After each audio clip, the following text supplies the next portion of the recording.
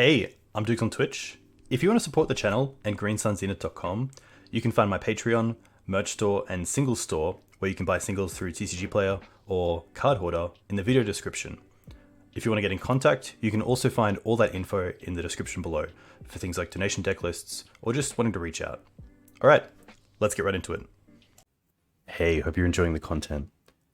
A huge thank you as well just to my patrons quickly, not only those who currently support me, but those who've been part of the Zenith in the past.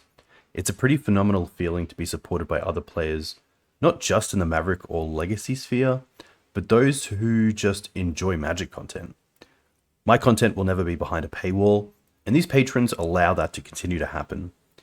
You may have also noticed I've stopped adding ads during my YouTube videos, and that's not just a quality choice, but also a direct outcome of having people support me through platforms like Patreon, doing a nation deck list. So a huge thank you to you. I love what I do. I love being a community member of the Maverick and even Depths communities, the wider Legacy community in general, and it's a privilege. So thank you. All right, let's get back into it. Yo, hey team. Welcome back to Dukes on Twitch.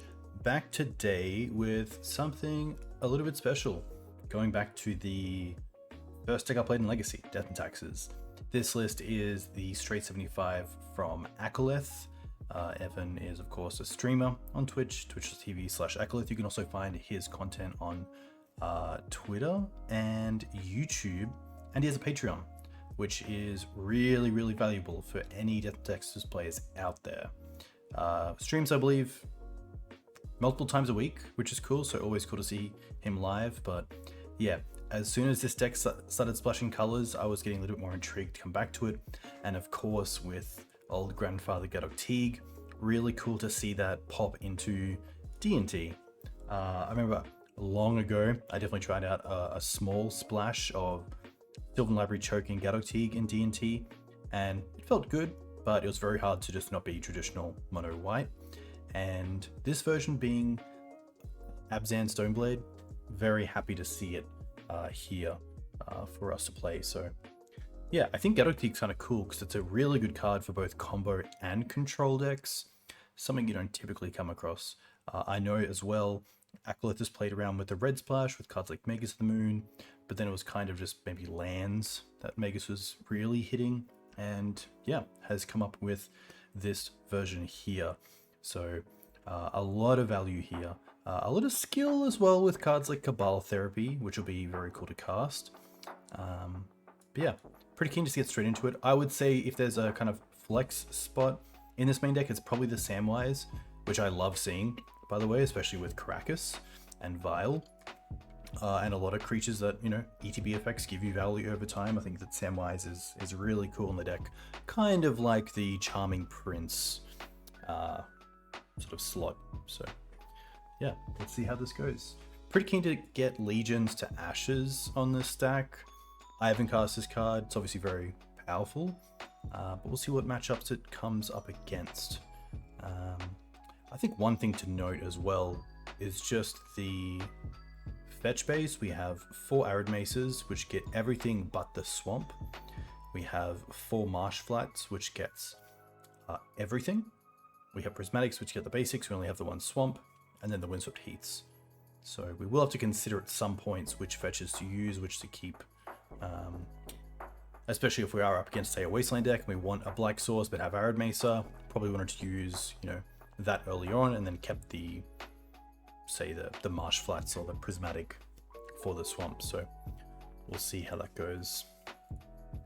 Yeah, very close to some of the old like ABZAN, like Dead Guy Ale style lists, but obviously with a bit of 2020 power in there as well. Playing a league with D&T. All right, nice. Hey Rangers, a huge thank you for the follow. Hope you're doing well. But yeah, I think just like getting sequencing right is a big one with D&T. Obviously still a pretty fair deck when it comes down to it. So yeah, honestly, just happy to see where this all goes. And of course, not forget about Yorion. That's a big one. Okay. Obviously on the fairer side here, we do have 2 mana. And, you know, Stoneforge and Orcish aren't the worst 2 mana spells. The Skyclaves could be irrelevant, but most likely are going to have some play. I probably wouldn't mulligan this, but it doesn't have, obviously, Vial. Doesn't have like a Mum or a Thoughtseize for turn 1 play. It doesn't have much against an unfair deck outside of Bowmaster or potentially Stoneforge into Kaldra to try to race them, which is tough as well without some sort of disruption. But we do have decent mana. We have access to both basics, which is kind of nice. Yeah, I don't mind. It's very hard not to keep a 7 these days with a fair deck, where a lot of the time the mulligan can just come back to you. Like if this was a 6 without 1 Skyclave, I'd probably keep it, let's be honest.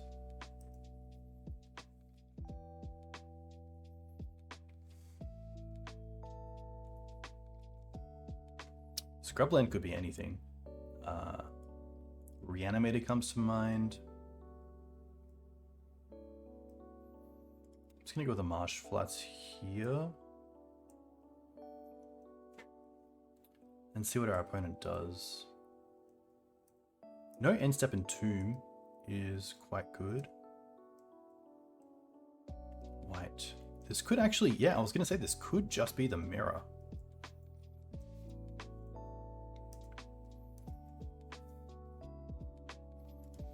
Okay.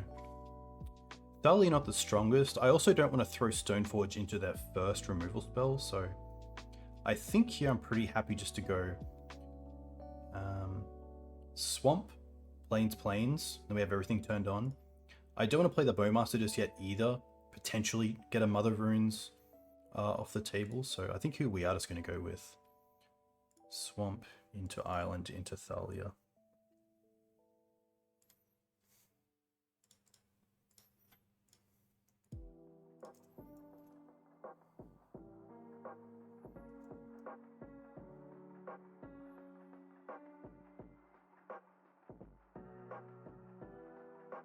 It's also a little bit awkward next turn, because if we want a Skyclave, then they might not even... Definitely attack first.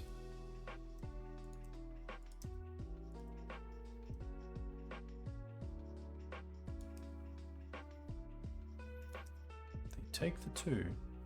Makes sense, they want to Karakas the Thalia probably in our end step, so it's away for the whole time.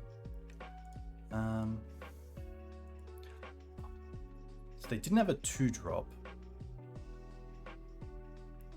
If they get the Mum online, it isn't the worst, but I think just getting rid of the Vial as soon as possible is the best thing we can do, so pretty happy to use the basic off the Prismatic to do that. It's tough, because if they don't have Mum, then we're just kind of time walking ourselves.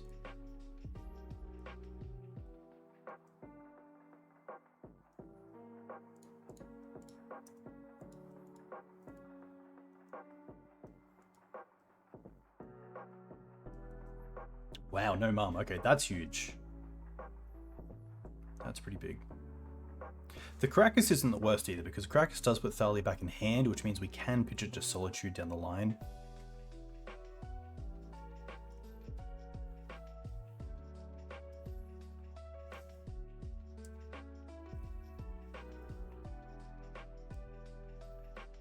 Samwise. Okay. Interesting. Just for the value.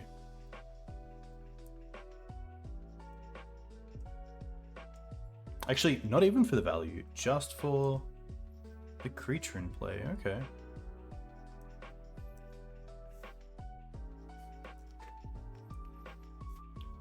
This kind of makes me think they have like a natural Jitte, but they obviously are just attacking here. I'm pretty happy just blocking if I can. Nope, cool. Actually, I can. I give them a 1/1. That's fine. We can hit it with the Bowmaster anyway. If they want to return it, they can return it.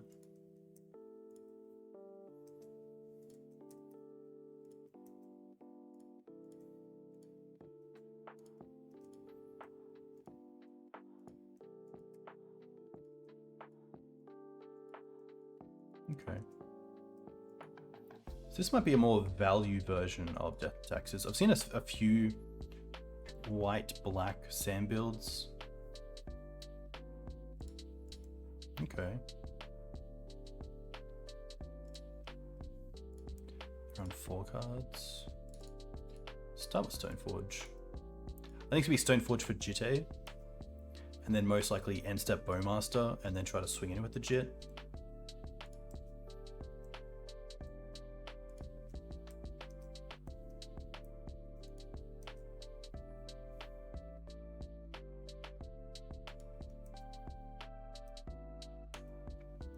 So we know one card of theirs is a Samwise.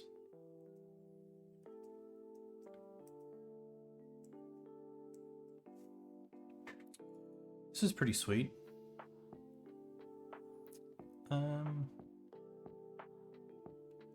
Did they play a land? They played the Prismatic. Okay. I could get Scrubland here to have double black, but I don't think I actually need it. But I'm happy actually just get a Plains. This also isn't a May ability, which is good for us.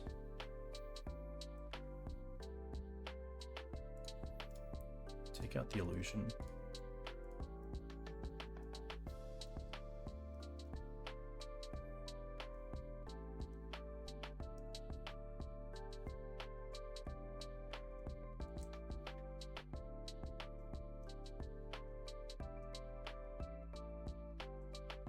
Essentially their own orc, okay. That is still fine.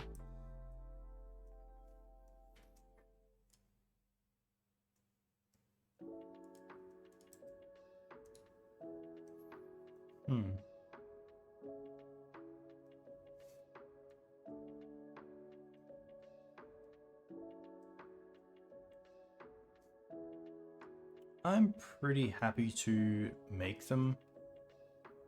Most likely play the other Samurai Wise and get it back.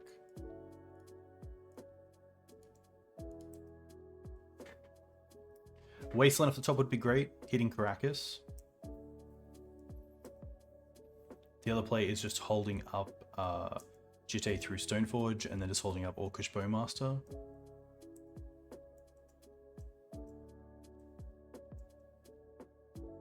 Flickerwisp. Okay. They're on 3 cards.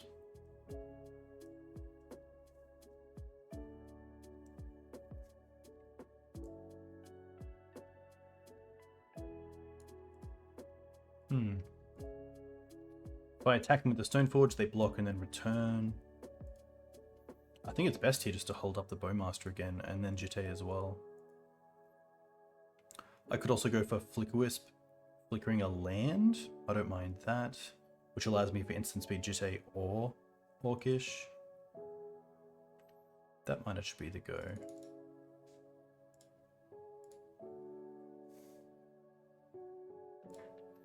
Getting a flyer into play as well is quite nice.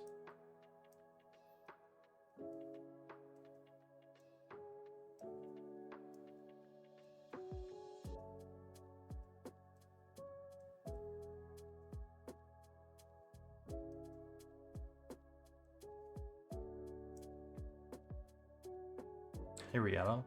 I would say it's worth buying into. Yeah. Interesting. I didn't think of that interaction just yet. I think if that's the case, I'm just happy to take out the Samwise here. We do know about one in hand.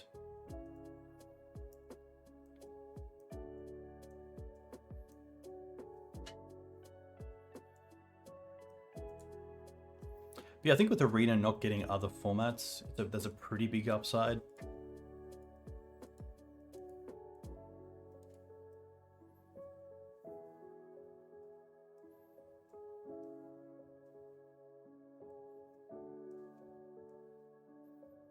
Okay.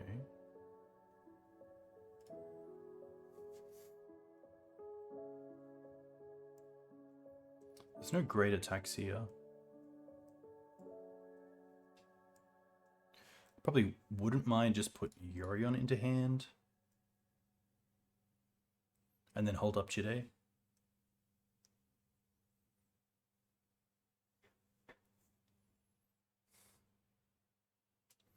Akaleth is going to test Grist. Very cool. You can vial it in, which is pretty sweet. You can also find it off. No, I don't think you can find it off Recruiter.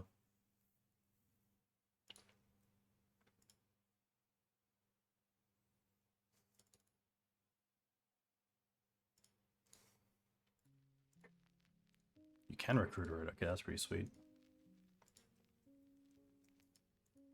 Modern should be quite popular online. It could be your time zone potentially, but I would say it's probably the most popular format on MTGO.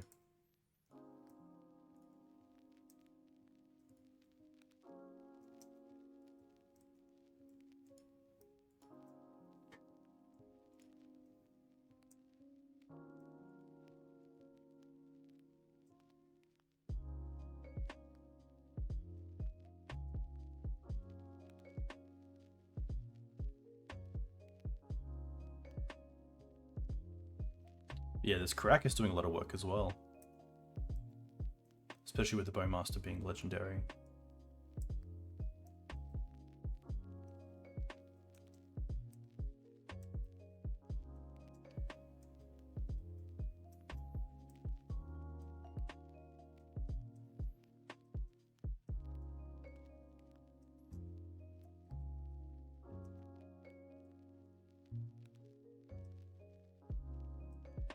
Attack, that's fine.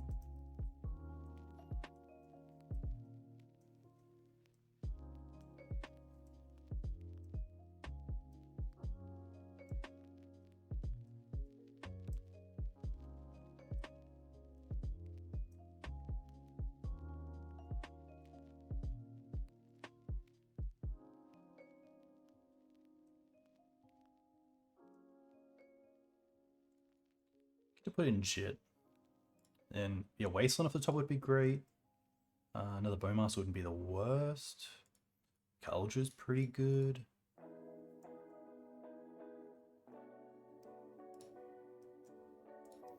It does have Trample, I believe.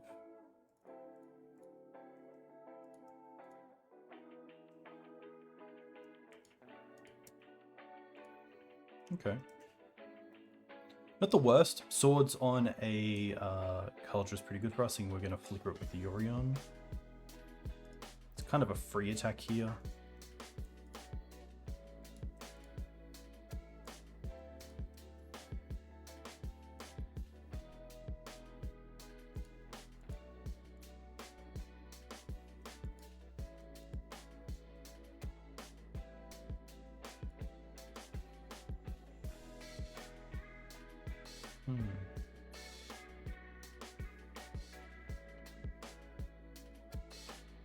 We can just 6 here, which is nice.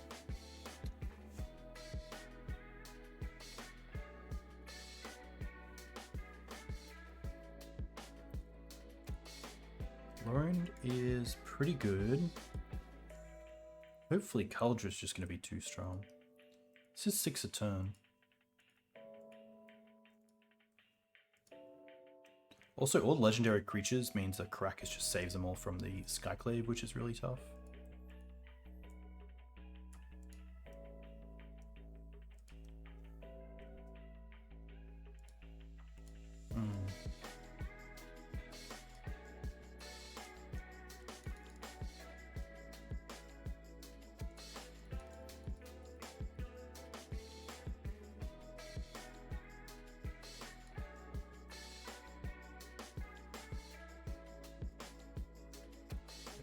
These two.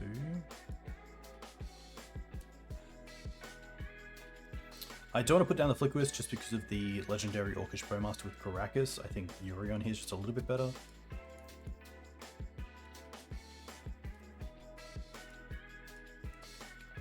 I don't think it's relevant. I think we're probably just dead here potentially. Especially with taking a damage off the Loran, but with the Orc. 7. Can't be attacked.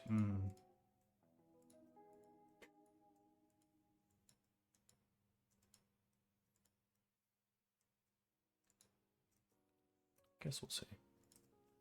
Hey, Past, welcome. Hope you're doing well.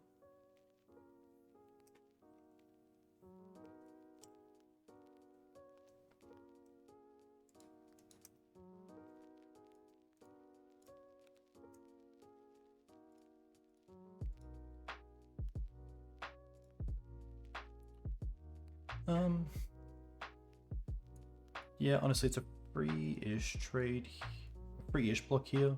Actually, no, because we have to sacrifice it, but I don't think it's going to be doing that much anyway.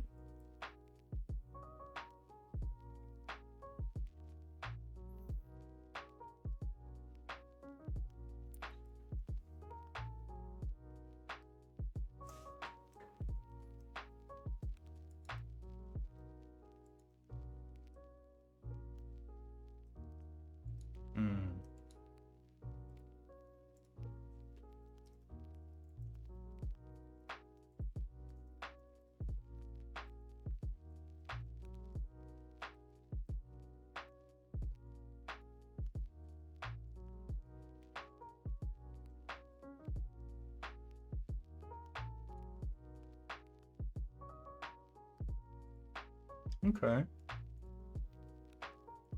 Honestly, it doesn't do a lot here. Doesn't mean the ring bearer won't get to attack in a great way.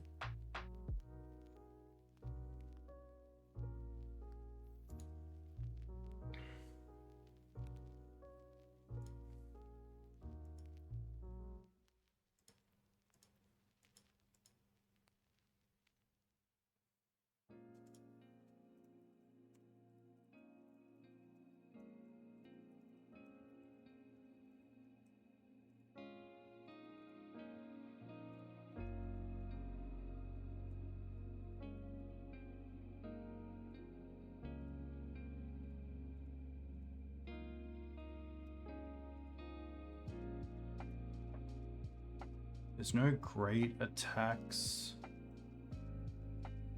Kind of need the, like, all creatures back.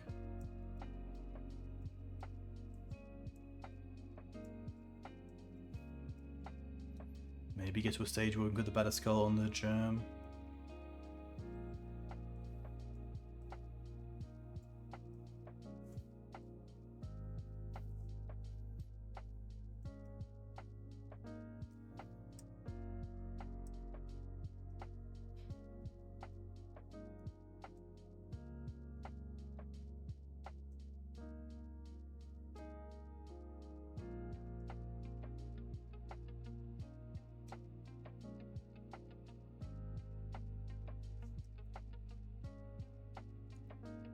Alright, so the beginning of combat, I assume we should return the extraction specialist.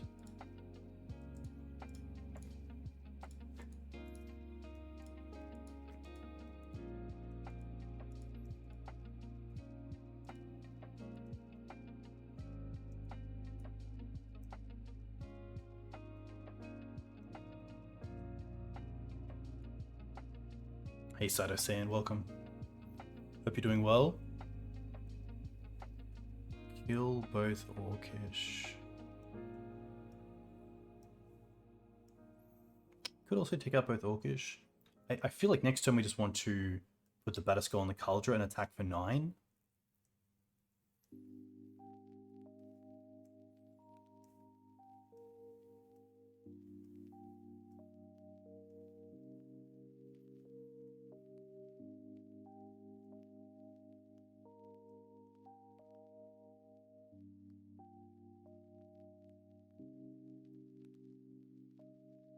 Trample's pretty huge here.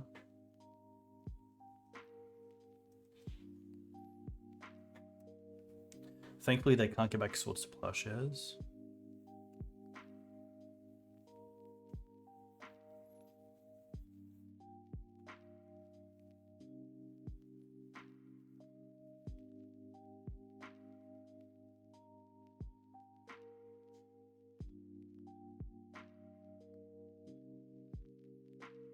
Baseline's fine. That's pretty good. They still have a Samwise, I think. I mean, equip here.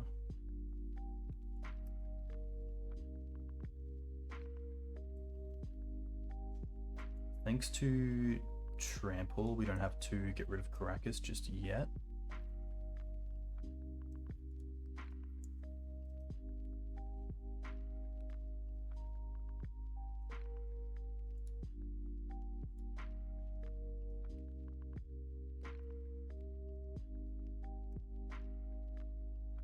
They can't deal with the Kaldra because it is indestructible, but they could potentially deal with the Batterskull.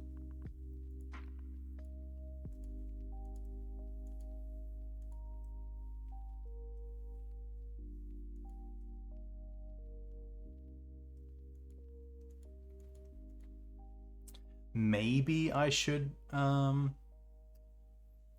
maybe I should have wastelanded the Karakas. Maybe I should have attacked with the Yorion to see if they would tap the Karakas and then play the Wasteland post-combat. Just because I'm getting so much life, I don't really care about their swing back.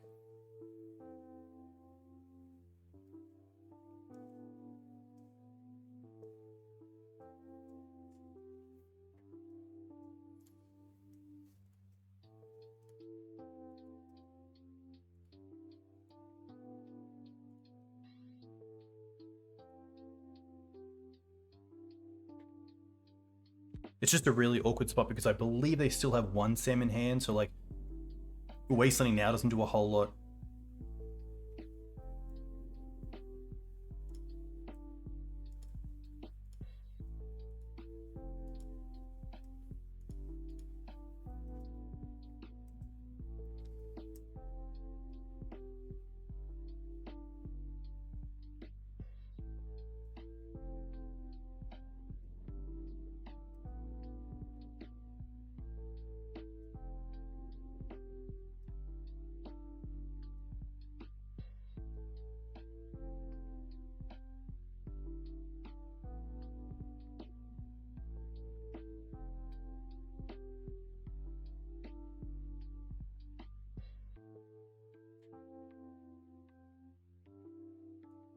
So I think we put Karakas to their hand.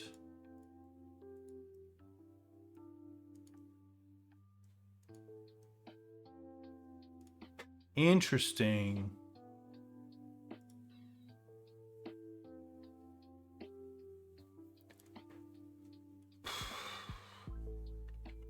Maybe they just didn't think they could beat the Kaldra. Okay. Thalia is a pretty easy cut here, let's be honest. Things I don't mind. Actually, the Rest in Peace, knowing that they use the graveyard so much. Allegiance to Ashes is interesting. Exile target non-land permanent and opponent controls, and all tokens that player controls with the same name as that permanent. Kind of cool. A lot of their creatures are legendary, so this is typically just going to be a 1-for-1 anyway. Cabal's kind of interesting because we do know a few things.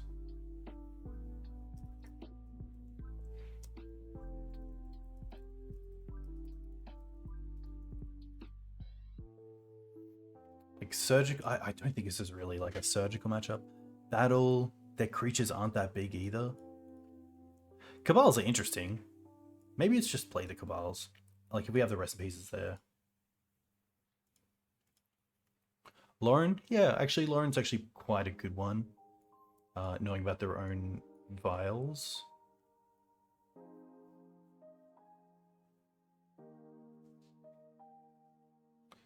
Yeah, I don't... Therapy rips energy. To be fair, it's one rip. One rip to Cabal. So if we see any of them in the opener, that's just hilarious. But... no land here. It's a pretty easy mulligan. Okay, no black mana, but going to 5 against a deck like this is pretty tough as well. We have a lot of fetches to draw into, so I think it's a keep. I don't mind the Sash here.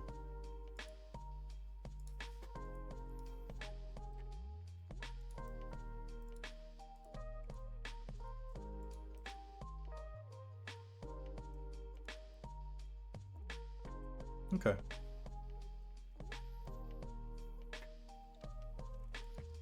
Swords is pretty cool. Means next turn if we draw a black source for Thoughtseize and they put in a mum, we have an answer for it as well. Even by already using a mana, which is pretty good.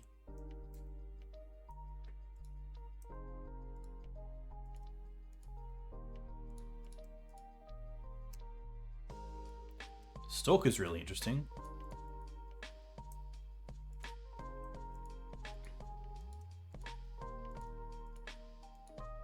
Oh, another Vial, that's fine. Question is, do I care about the Stalker? I think I do. Just because the Bowmaster can't currently hit it.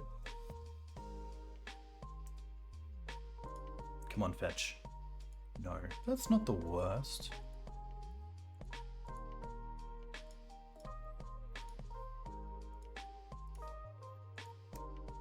Don't want to play the Wasteland out just yet. I'd rather see a non-basic from them.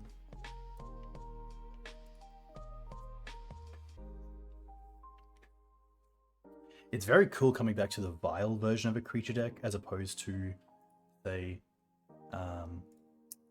Green Sun Zenith, where you're setting up the turn before you want your opponent to be able to cast the spells.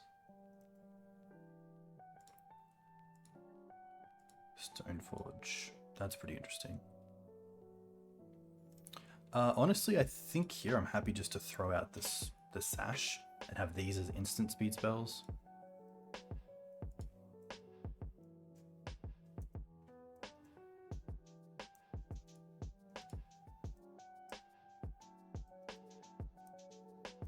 Could try to eat something now to play around Bowmaster, but they still could have Bowmaster here, so...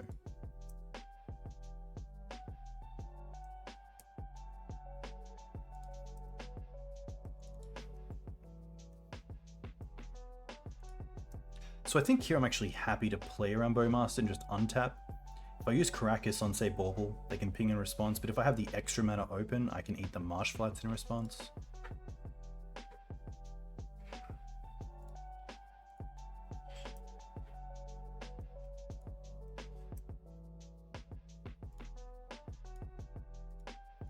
Okay. That's kind of cool. Pretty happy to attack and then see what happens. No blocks, so let's go for a Bauble. Okay, pretty happy to keep this as a 2/2. And just hold up mana for the Samwise sort of interactions.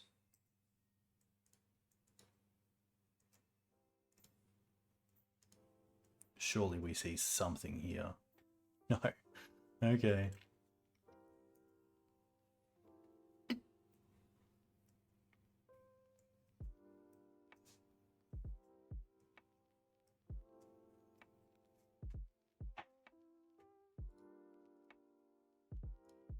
It's a big play.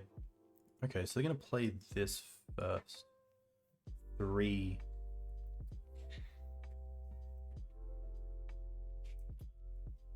Happy to let it resolve. Like, yeah, Loran's fine. I'm gonna go for this. They have 4 cards in hand.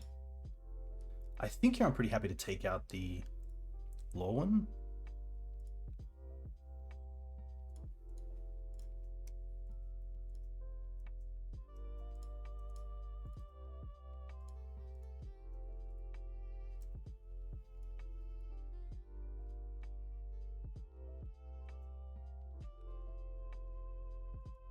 And I think now because they have the 2 vials, the Wasteland's better for us as mana than it is for taking them off the Gancho. Let's try to get this. Nice. Yes. Now they swords. Okay. I feel like Lion's done its job.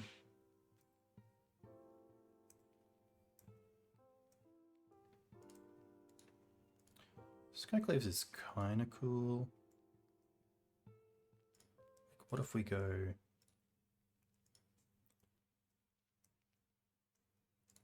Take out the 2, because the 3 is already a 3, the 2 could be a 3. Now I don't feel so bad about wastelanding them off this.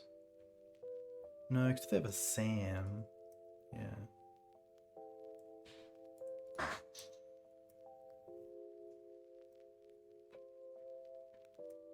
Okay.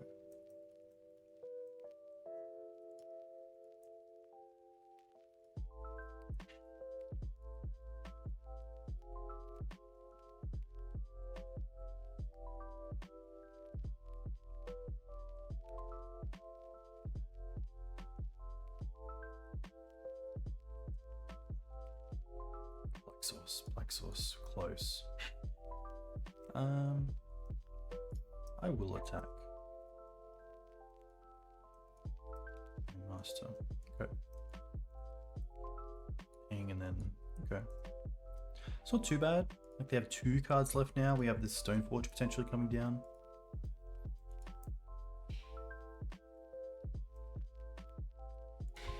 So we're definitely playing the Stoneforge, but the question is Kaldra or Jitte. I kind of like Jitte because it is like potentially one thing. Oh, agent. This is a no. That's actually quite good for us as well, because they probably now think that we're just empty. They don't know about this Batterskull.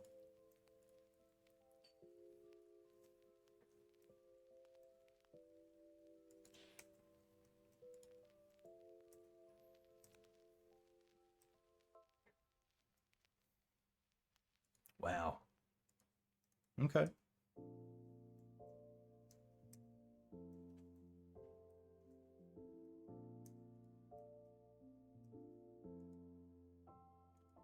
Vial of 5. Maybe they have a Solitude? Which thankfully if they do for the Batterskull, we have a Flickerwisp to flicker the Batterskull.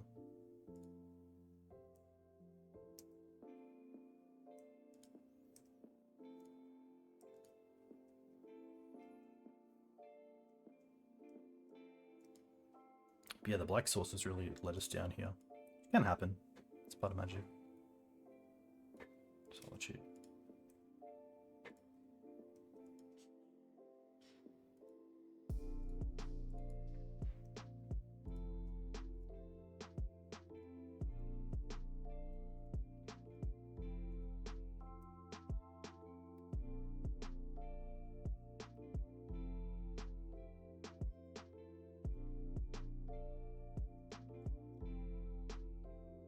Okay. Well, now we get to see their last card, and then... Oh, no, of course, the opposition agent. Apologies, that's on me. Sorry, that's on me.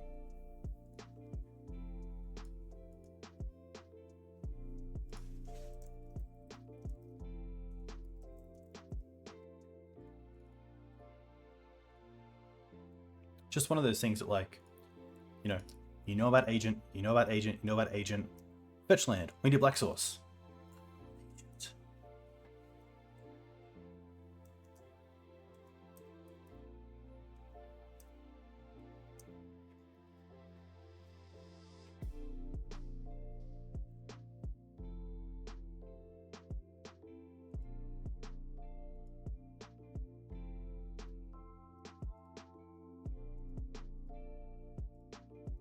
I'll play that just in case they want to like wasteland the Karakas and then hit the Batterskull.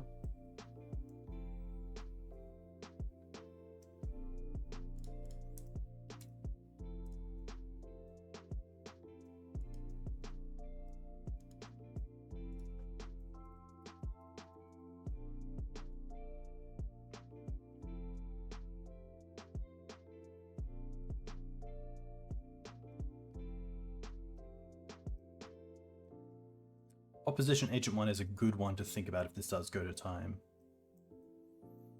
I also don't want a 6 here just because of Batterskull's return ability. Another Solitude? Wow.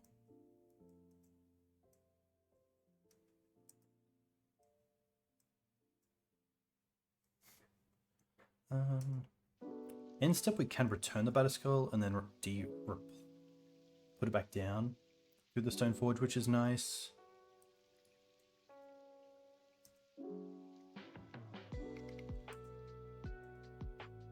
Hey Dom. I feel like my chair went down as well at some point during the week.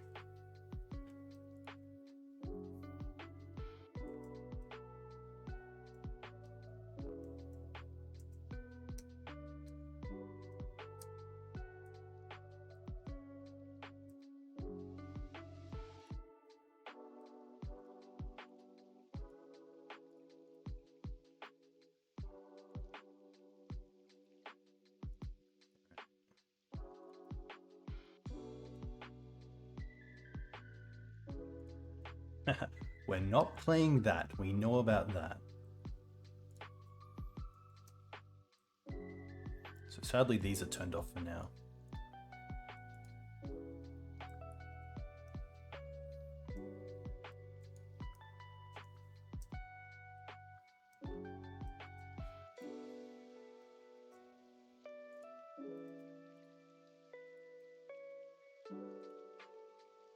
No attack is great for us.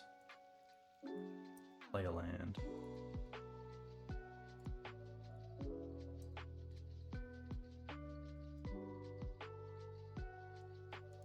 Ooh, okay. Interesting, especially for a double block. Probably taking out the opposition agent, let's be honest, but you never know.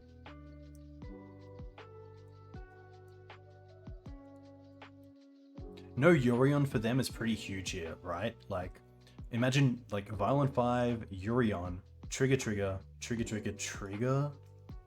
Pretty insane.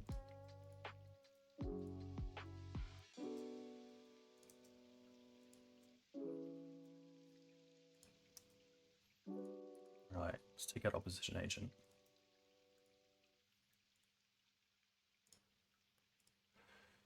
Hope the fetch resolves. Okay. Let's go for Scrubland. Thoughtseize them. They have 2 cards in hand. Samwise, okay. Thankfully, nothing here's gone to the graveyard yet.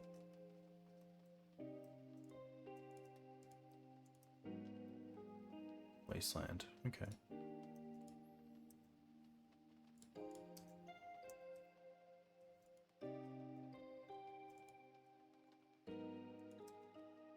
Interesting they didn't actually like block here to trade. I know we can return and replay, but it does take a bit of time off. I think here we're just getting another Flickerwisp. It's a flyer. It resets the recruiter. Let's have a good look. Yeah, I think Flickerwisp is just another flyer. And plays off the 3 planes as well, is really nice. Pressure's in the air. We know they have Wasteland in hand.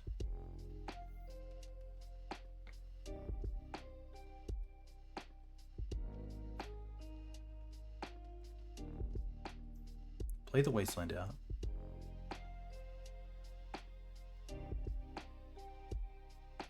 Play one Samwise, get the other one back. Okay.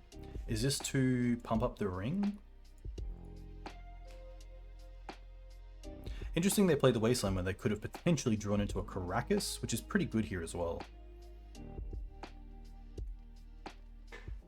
Like, I think if they drew into a Karakas off the attack from the Ring Bearer, they'd feel a little bit upset.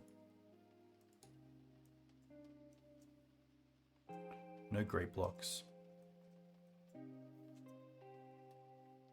Haha, a big shout out to Sato San for his 5-0 recently with little, I'm gonna call it Little Kid Maverick. Okay.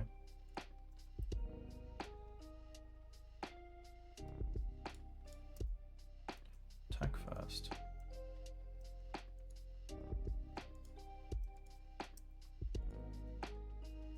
Wow.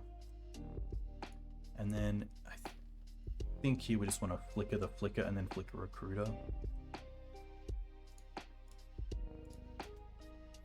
It gives us many blocks as well if needed.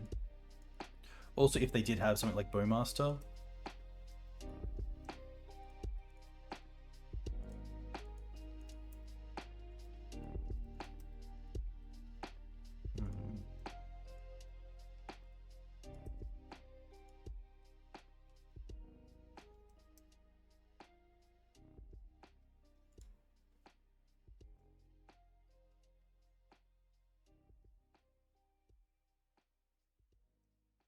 yeah, I still think recruiter here is fine.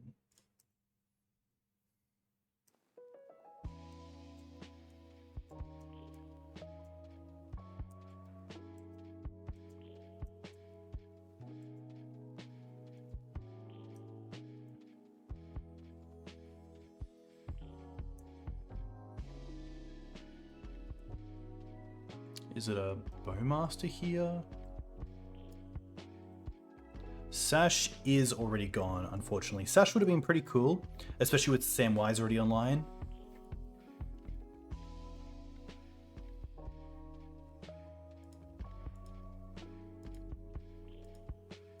Take out the Batterskull, that's fine. If they took with both, I'm pretty happy to trade one here.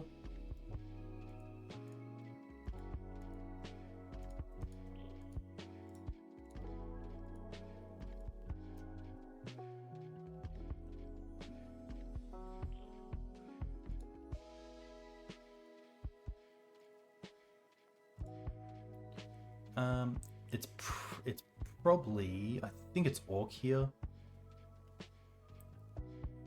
Taking out Samwise. There's so many things we could get. Yeah. I like Orc.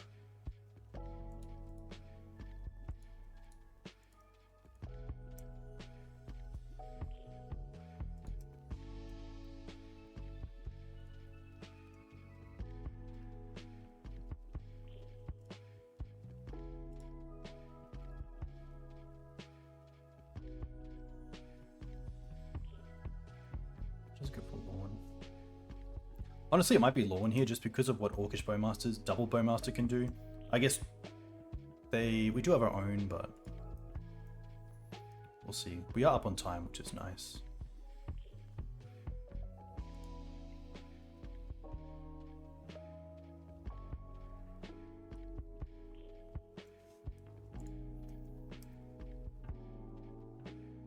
We also have Yorion to think about.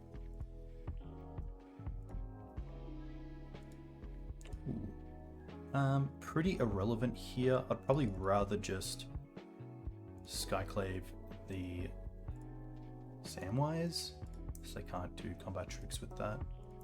With a free attack with the Wisp here in the air. Pretty much 6.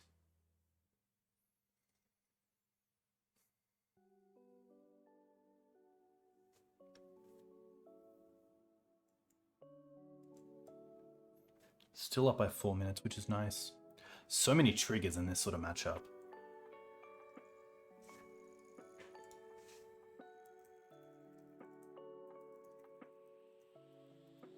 Alright. Swords and Vial. Yeah, interesting. Like, Swords taking out the Wisp, then gums up the board, but they're also in a position there probably not to lose, not to win. And with the clock, it's pretty tough as well.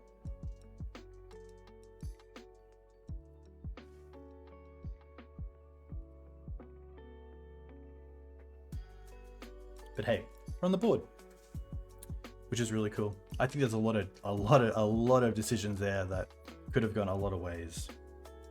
I think a big one was, yeah, potentially recruiting for the Flickerwisp or even flickering the Flicker. There's a lot there. Maybe Stoneforge for Jitte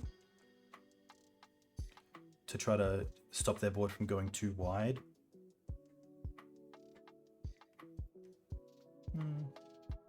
Yeah.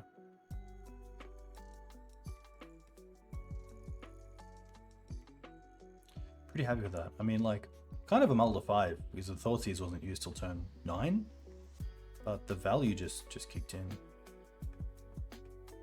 Hey Saha, very well, thank you. It's always nice to come back. There's always a few blind spots with new cards, but yeah, generally overall, always enjoy coming back to D&T. I just wish I enjoyed shuffling 80 cards more in paper. Just can't get around it. And I can't get around 60 card D&T these days, so luckily Maverick is always there. Always there.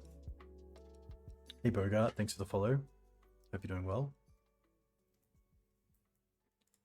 But yeah, there's a sweet deck. That black-white deck was very similar to the one I played as a donation list recently on YouTube, which you can check out at youtube.com/Digs on Twitch.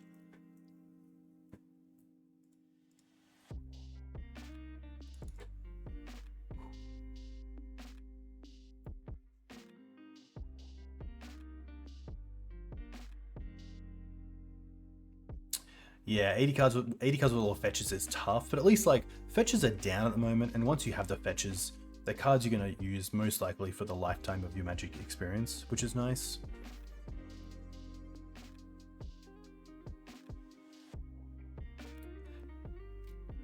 All right. We are on the draw against Ara. And our hand, after I hydrate,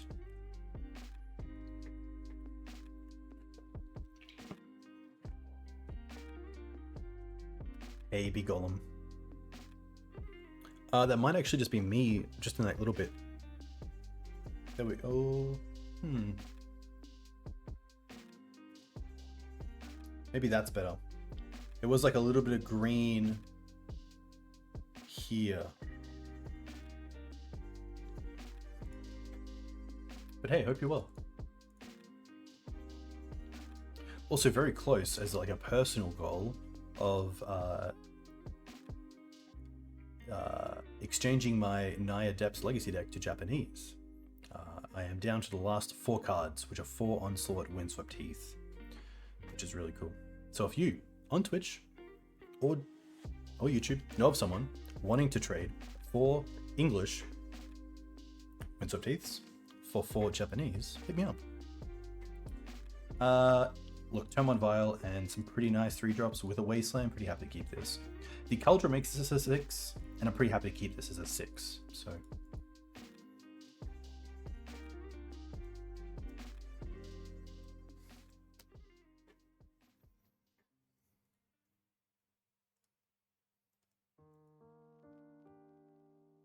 probably just fetch Plains Vial pass. All right.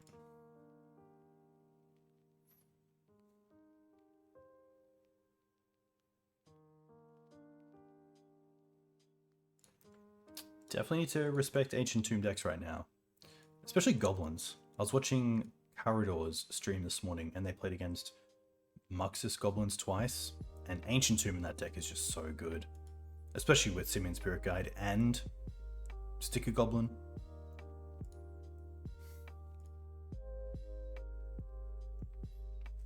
But I do have to also get around them because I feel like I would also really enjoy some of those mono red stompy decks. Even though I would say, as like from a Maverick perspective, Maverick has a lot more decisions along the game, but the decisions for Stompy in the first, say, 2 turns are just so crucial that you could easily make a decision on turn 1 and then it just snowball, and you just know that on turn 10 when you lost, it was because that turn 1 play, or turn 2. Like turn 1 Chalice versus turn 1 Fable versus turn 1 Blood Moon versus like turn 1 Rabble. A lot of tricky things. Especially, that's the one that I always, like, I know Bosch and Roll is a big fan of, you know, I'm so happy they played the like turn 1 Blood Moon and not the turn 1 Rebel Master, which makes a lot more sense now with cards like Loran revealed, but that was always a really interesting one that I picked up on. I think Bowmaster is probably the best draw here because we have Prismatic Vista for basic Swamp, and this kind of represents Brainstorm then Fetch. So honestly here couldn't be happier. If they fetch, we'll fetch in response. Okay.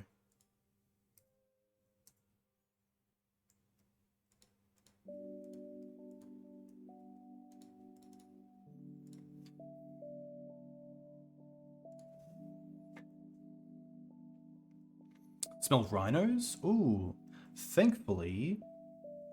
Actually, rhinos would be pretty tough here. Bulk. Oh, we'll try.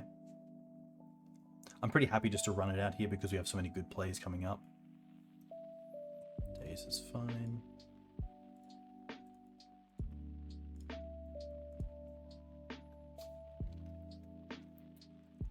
Daze Brainstorm, these fetches potentially just a Delver deck, but a Delver deck with no turn like 1 or turn 2 threat is really interesting. Unless they kept a hand with Murktide? No.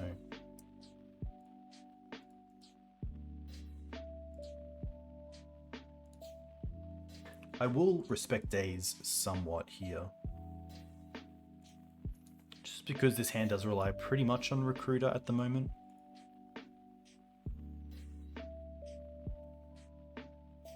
Opponent potentially thinking about like Brazen Borrower on the Vial.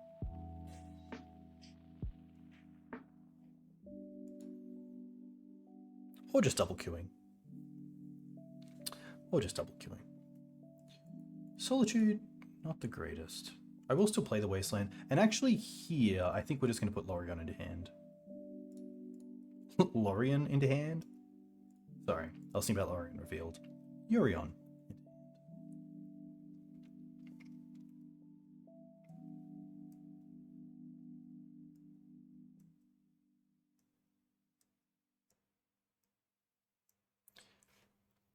Big shout out to Roy. If anyone gets that reference, I'm very happy.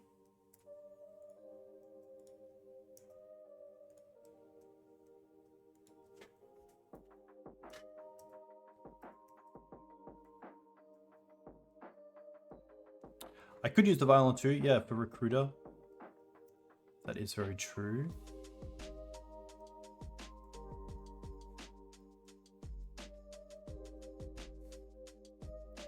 I don't think this is like Sneak. They also...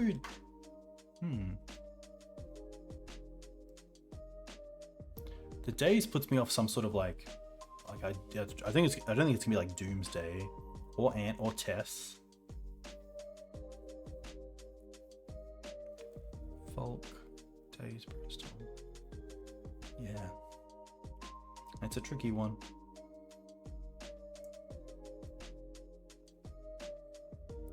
Doomsday on Volk. I'm trying to think why they would want red. There's the Underground Sea. Okay.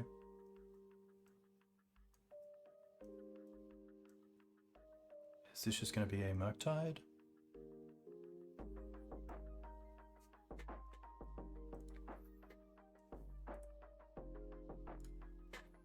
Okay.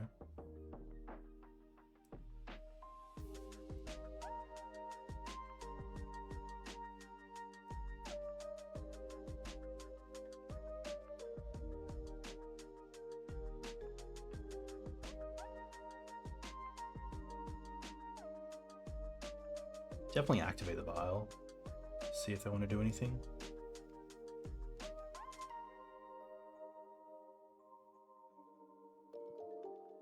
Nice. Even small things like making them fetch here and not have it around for, say, a Brainstorm is just such like a little thing. Or like if they're going to Brainstorm here, oh, Stifle. Ah, that is exactly why.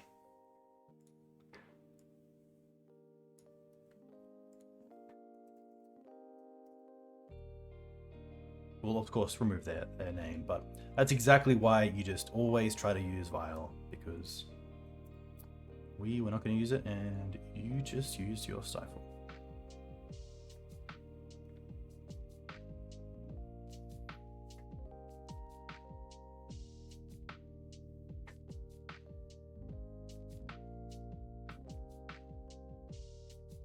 It is really nice. It does also give away information. It does tell our opponent we don't have a 2-drop in hand.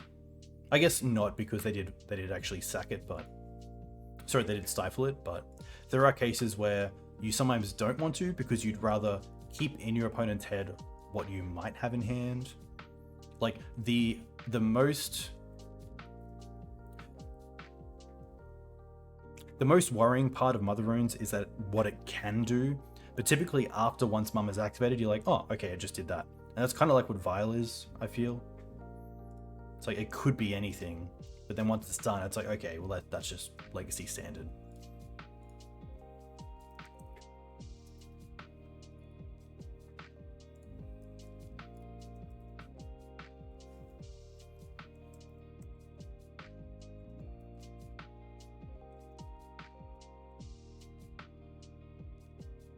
Okay.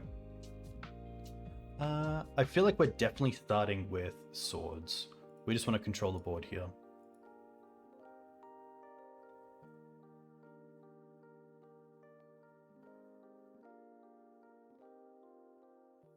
You're gonna force it, that's fine. Down to 1 card.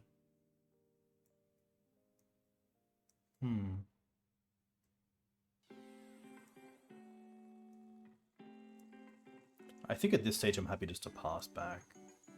Although we do just have Solitude pitch a Skyclave. I don't mind that. We then have Skyclave and Recruiter still going.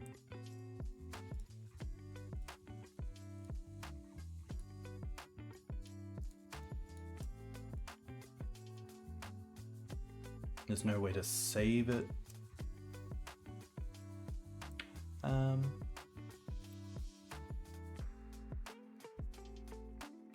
Taking them off black is interesting, but I don't really care about it. I'd probably rather the mana for us. But they're also down to 1 card, so like... What am I scared of with black? Bowmaster, that's really the only card.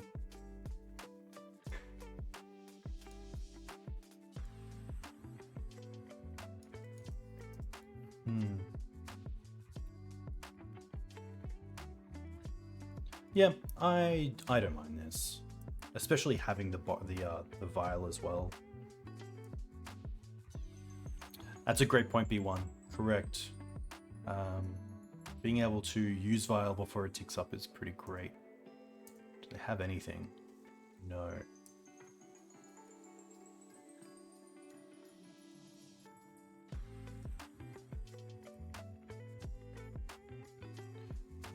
What do I really want here? It could honestly just be another Recruiter.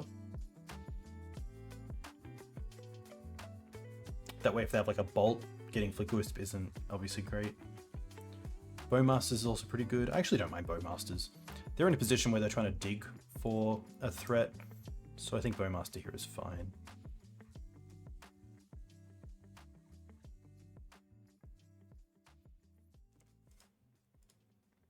I'm also not going to use the ability just yet.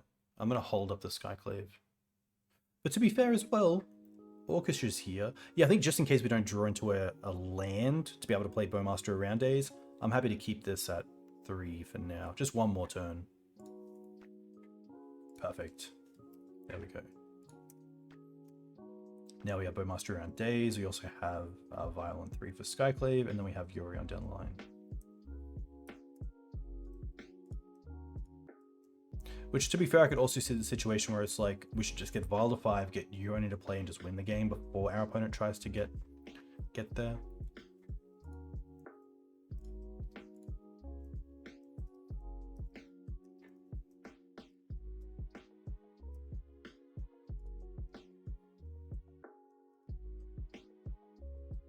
Yeah.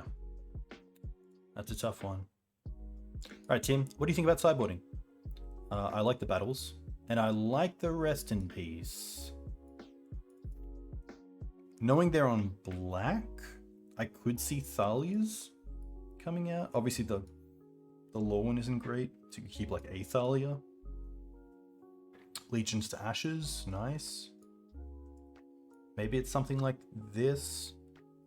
Sash. Like Thoughtseizes can be a bit tough, but I think they're still pretty good. Like, you take 2, but you could be saving yourself 3, maybe even 8 if you take a Murktide. But it is tough because sometimes Delver just runs out of cards as well, and Thoughtseize isn't online. Kaldra, yeah, I could definitely see that because I think that, you know, Stoneforge sticking around, especially post board, is probably not going to happen at that kind of level. I could see, like, sure, Bowmaster is a great answer to Thalia, but it's also a little bit awkward for them if they've already used the Bowmaster and then Thalia hits play. We'll try out something like this.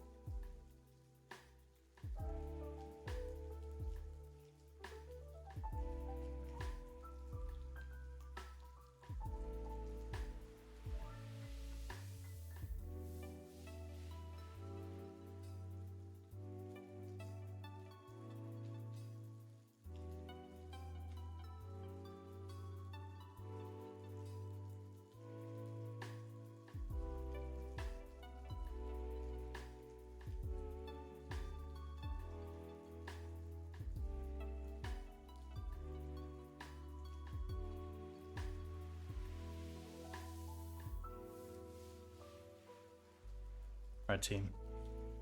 Let's do this. What do we have?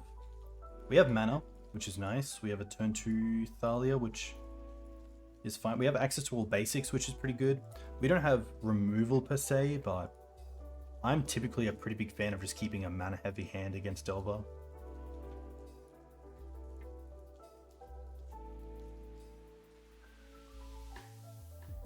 No turn 1 threat as well here is pretty great. Okay. Happy to probably lead on Marsh Flats and just get the swamp out of the deck before we draw next turn.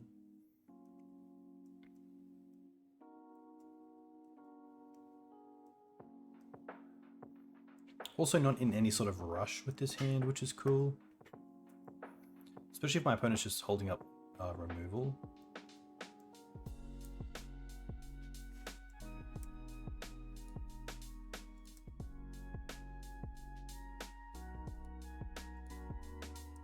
That's pretty sweet. Pretty happy to go with Rest in Peace next turn.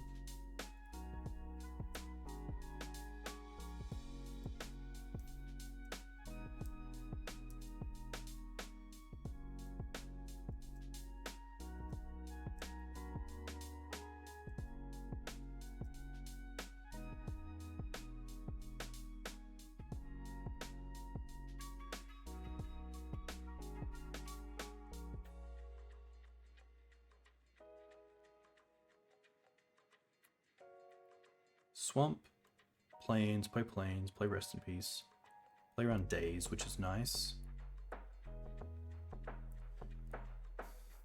I could be throwing 2-drops out there, but I really don't want to play into a Daze with all this mana. And no real pressure on board either. If the game goes long, I'm actually pretty happy with that as well. Especially cards like Recruiter, Flickerwisp, Solitude, just getting to effectively 5 or 6 mana is always nice. A Wasteland for them at this stage is pretty bad as well because it can't actually cast a spell.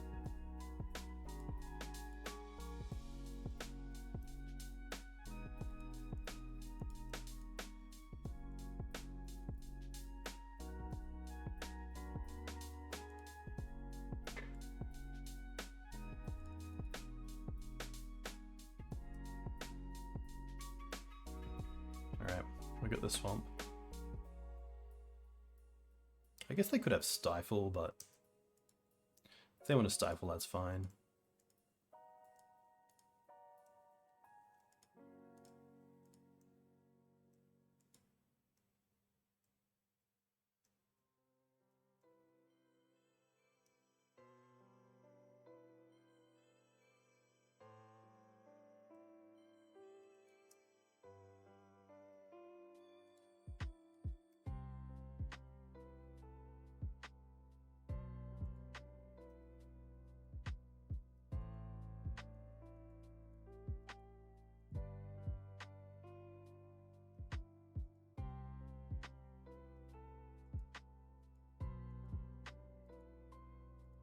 That's actually a great draw. That kind of makes me want to go after the Underground Sea while they're tapped off blue. Keep them off Bowmaster for now. And even if they do have Murktide, we have Swords. Or Flicker it and then just block with Flickerwisp as it's a 3-3. Probably could have like fetched to play around Stifle, but maybe I should just here. At least if they have another one, it's not the worst. We do have 2 more lands, so.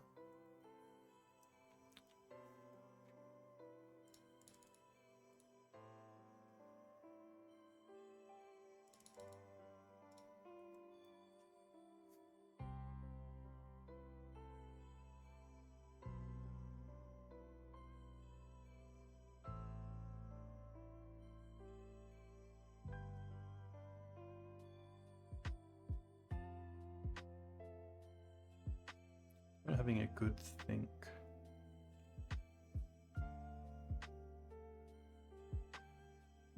That's fine.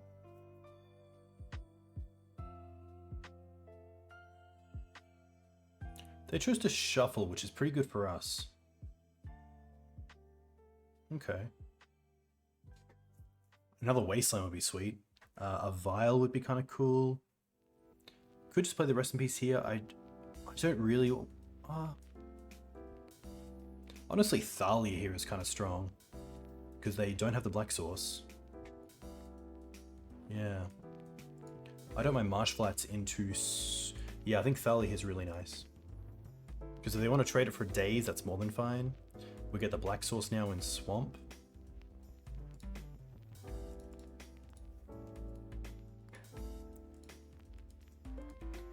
Days also puts them back on like Murktide by 2 turns. Yeah, this is more than fine. Build that graveyard up.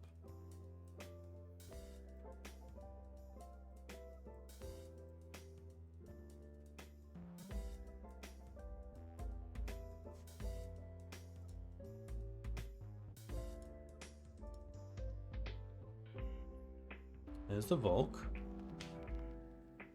They could also try to stifle the Rest in Peace trigger.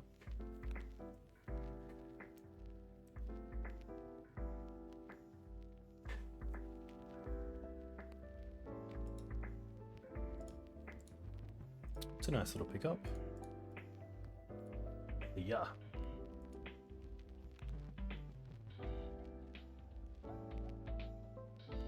Force. Pitch Murktide. Okay. So it kind of did its job.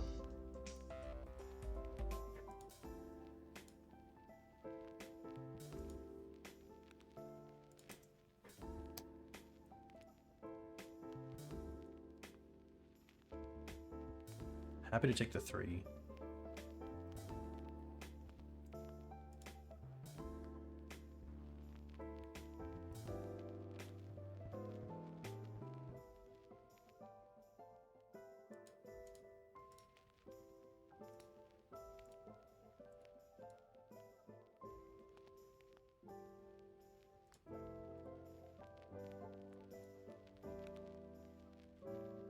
I think here it's just going to be Jitte. Just we have a lot of creatures that actually allow us to also carry it. But I could see Lion Sash. It's kind of cool.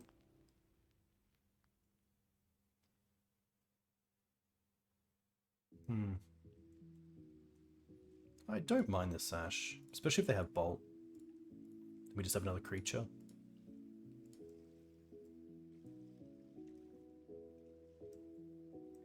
If they want to daze this, that's more than fine.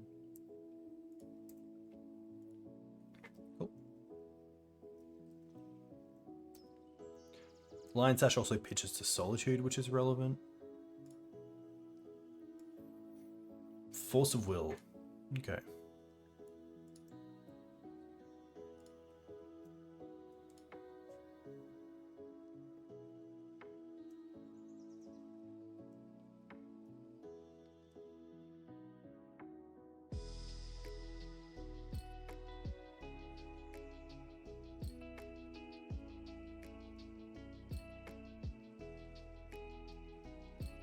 I guess the small thing about playing around Bolt is that then it's probably Bolt to face.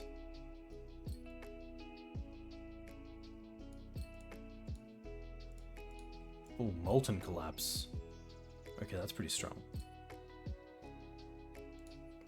A land is pretty great.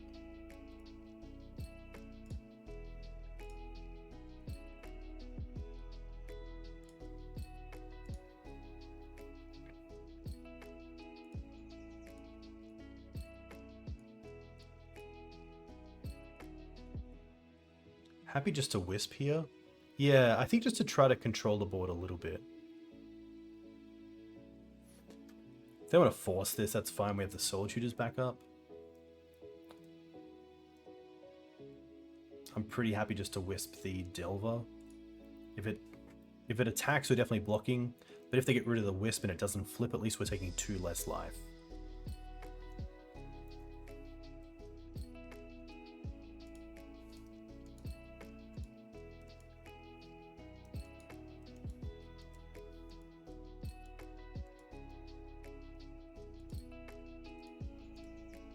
And seeing that 9 is a multiple of 3, I would very much like to be able to block here.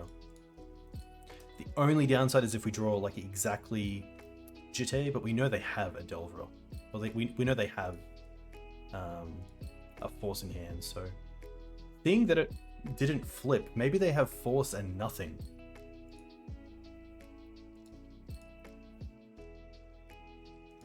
Especially if they play a land here. They shouldn't play a land if they do. I think it's probably better to try to act like you have Force and blue card. They're thinking about that right now. Do I play the land? Now you thought about it so much, you have to play the land if it's a land. They don't. Okay. Prismatic. Ooh. Is it greedy to go for the hard cast Solitude?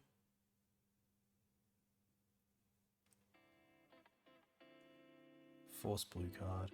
Look, either way, we're pretty dead. If it's Force and Daze, they just force the Solitude and we just lose to the Murktide. But at least if it's Daze Force, then if it's Force no card, easily we're going for the hard cast Solitude.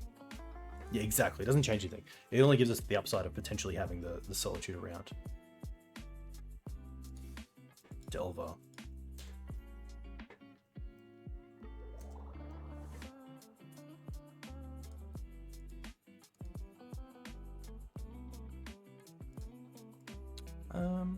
That's not over, because we can eat with Sash, so we can draw swords here. No. Pretty happy to run this back. Quick think, yeah.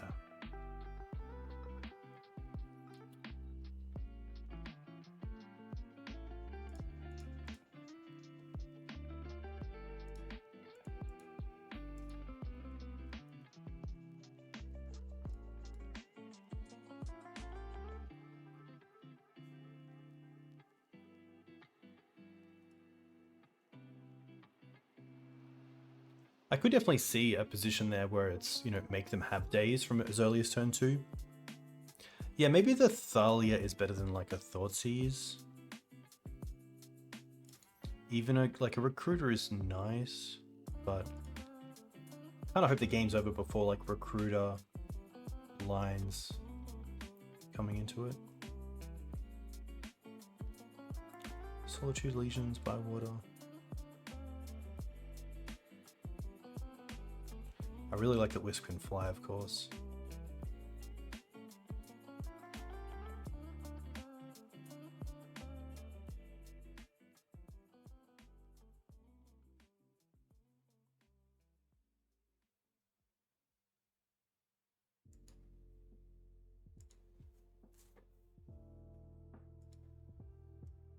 Would love to run into a match where we can actually bring in the Teagues. That'd be cool. And the Cabals. Cabal's always fun to play around with. One land, a double sword, but a wastelanded land? No way. Pretty great hand, honestly. Keep this bottom the scrub, and then we have 2 lands that get around wasteland, which is nice.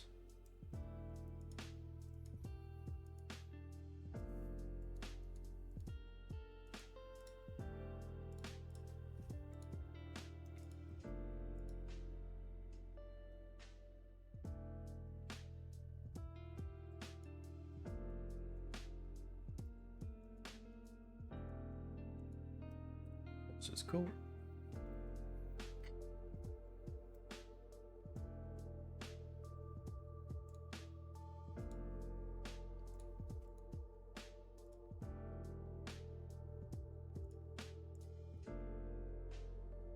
Sure.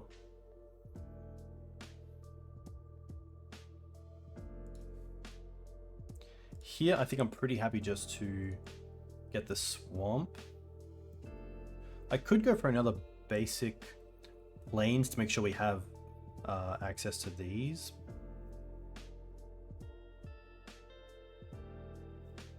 I do want to play around Days, of course, but I also want to play around Stifle somewhat.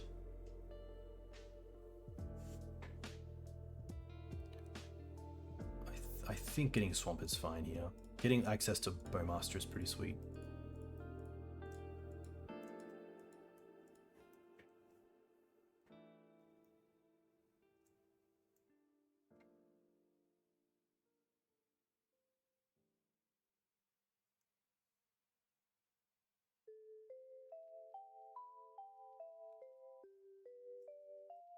A land here is pretty crucial.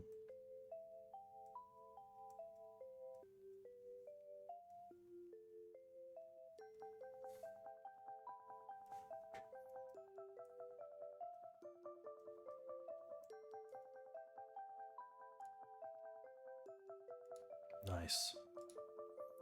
Pretty happy to run out the Skyclave.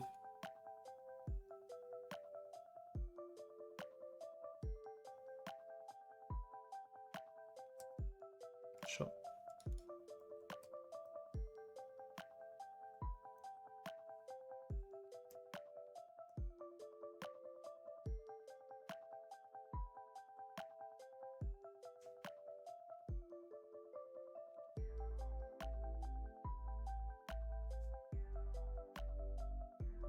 A lot of great draws here because we get to play around really everything.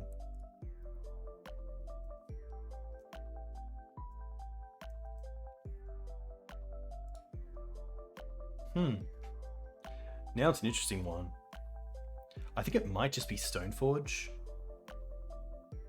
as that also plays quite well with just the 2 mana left over if they do Wastelander, so we can still play around Daze. The battle gets around... The battle hopefully hits both a Flip Delver and a Murktide next turn. But I like that Stoneforge goes towards Kaldra.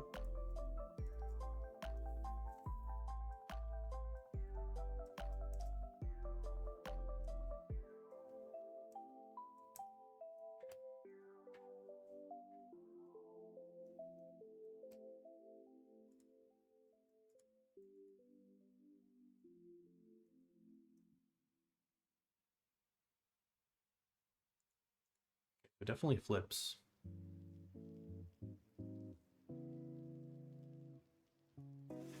Well, I guess not definitely, but most likely flips.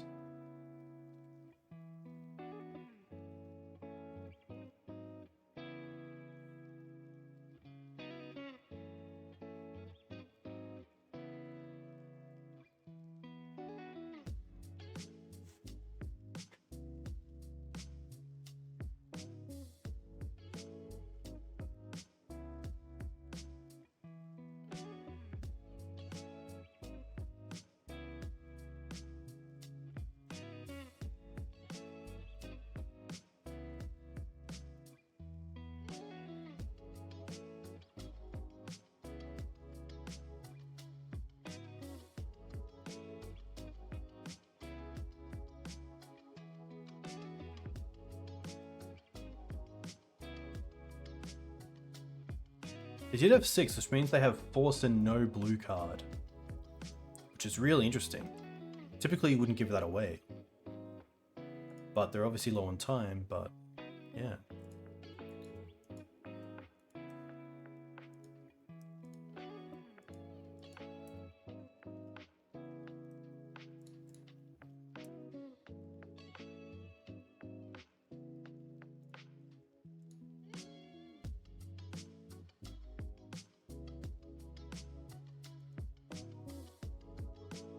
Okay. Oh, I could have put it off the vial. That's on me. That is on me. I've just opened it up to a lot of removal. I didn't even think of the vial. Apologies. Yeah, we're just sitting here with the Jitte.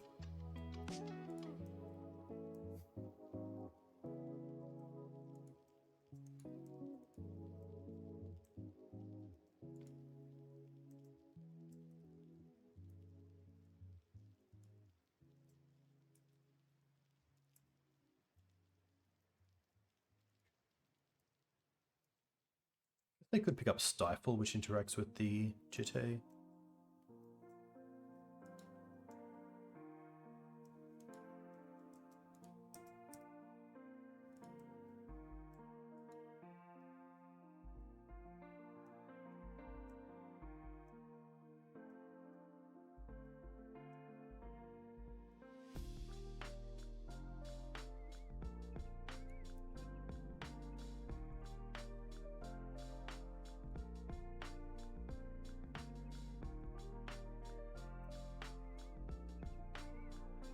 Right deck.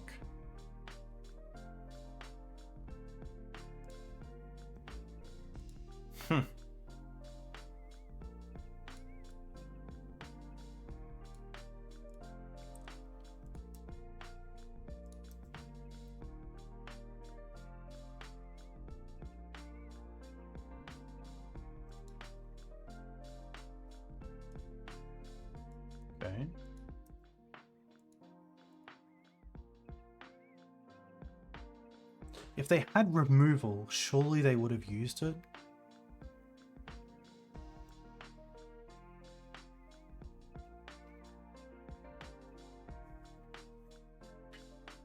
We know they have Force of Will.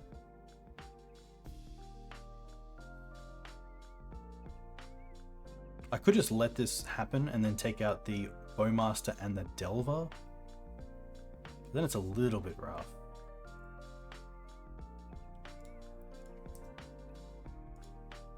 Wow.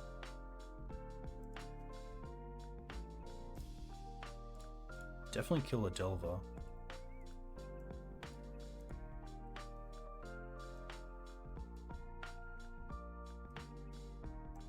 And then I think we just sit pretty. If they have Bolt, they can bolt us. So we might as well gain life here. Go to 9.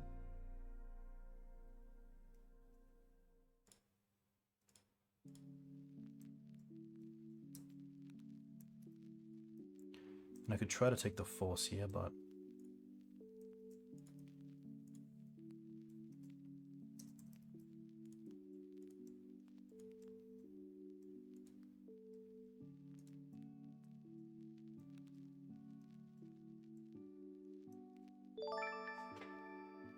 Hey Build, a huge thank you. Maybe they did that because they have that Sorcery Dreadball card. If we Thoughtseize take Force, we go to 7, which opens us up to Bolt 3, 6, 7.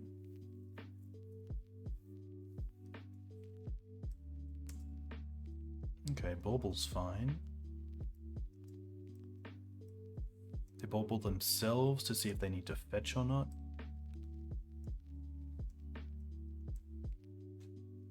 Play a land, so they still have 4s in hand. They swing with nothing. That's a huge win.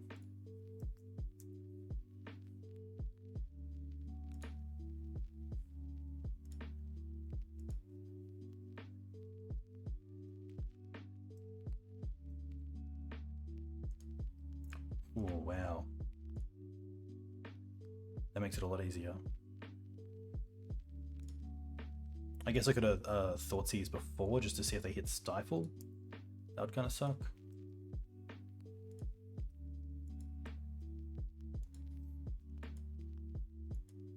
But I guess if they hit Stifle, they don't then have a blue card for Force, and then we can just battle the Delver away anyway.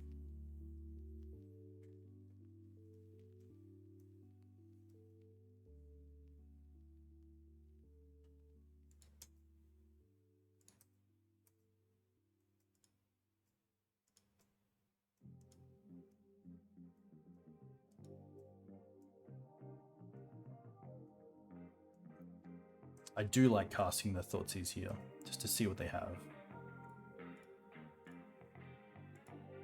Murktide, perfect. Take that away.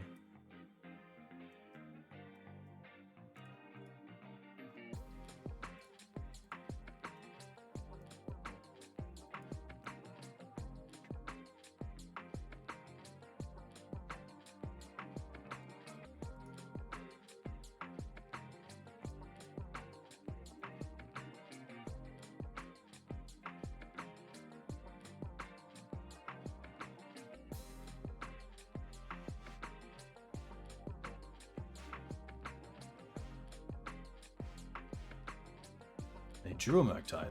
Okay, we have the battle for that, so that's not a problem.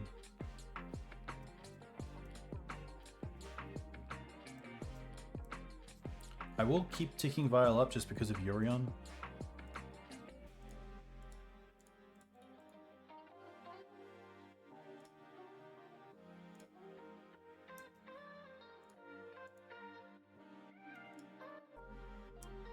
Don't need to attack with both.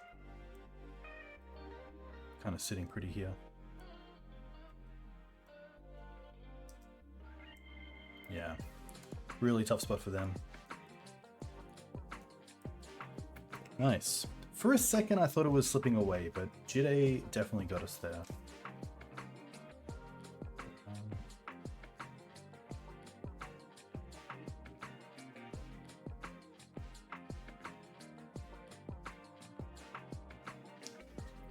Jitte is still good. Who would have thought?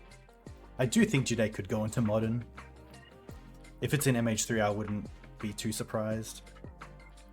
It does take a fair amount of setup. Like, you need to find it, and then it costs 4 mana. 2 to play, 2 to equip. Hey Geodude, very cool to catch you earlier today in Carador's stream. Hope you're doing well, Jared. It's always nice to learn the names of people who have usernames online.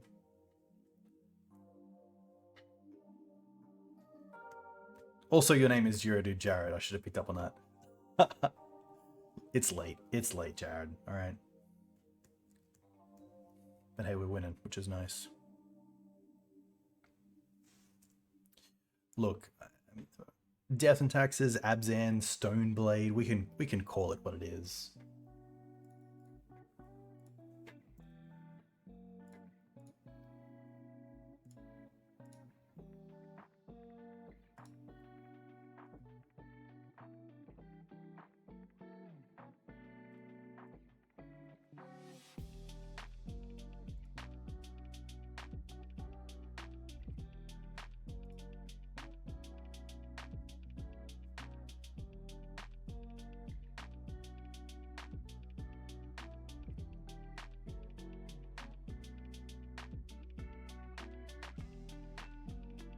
Pretty keen for the Australian Open, which is coming up.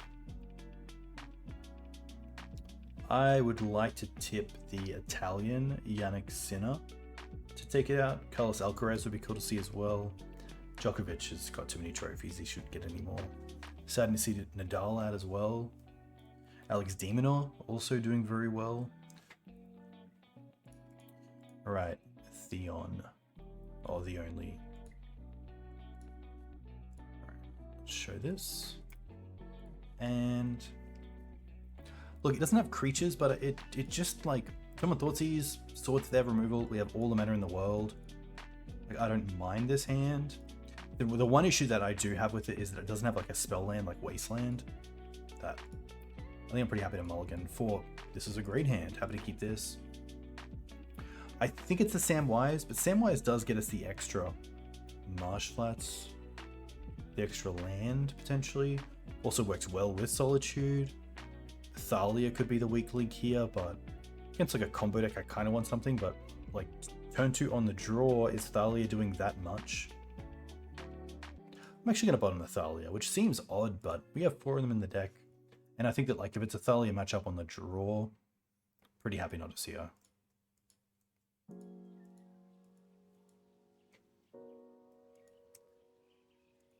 Okay, now I'm very happy, because I don't think against any sort of Box Diamond deck is Thalia going to be too relevant. Lands, okay.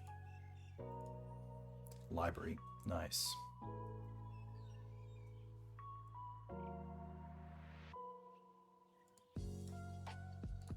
One thing that is nice against lands is that you just get to 6. That's all we care about here.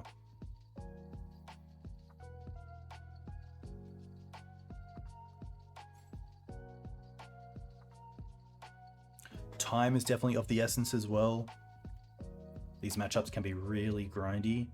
So having access to Swamp in Marsh Flats and then Samwise the Marsh Flats to get another basic Plains is really nice.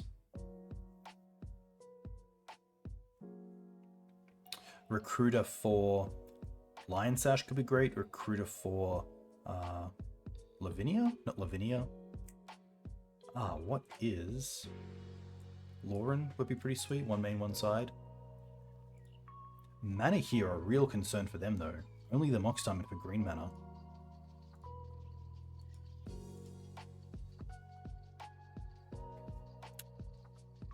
Yeah, must. If you type in list, you'll be able to find it. Oh, it's not there. Interesting. Yes. If you go to Akaleth stream, I'll find a way. I'll find a way. If you want to screenshot this, we'll stop for you.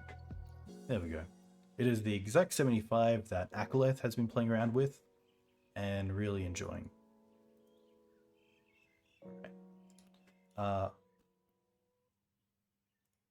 vial isn't too bad, honestly. Getting that online early on is nice.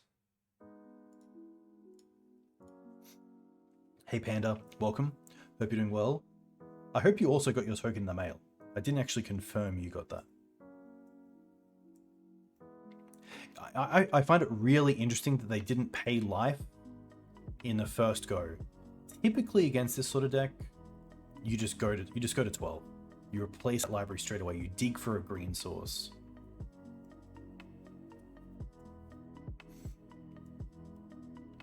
You're an avid tennis player. Very cool to see. Do you have a favorite player? Do you have a favorite, say, top 10 player, and then a favorite up and coming player?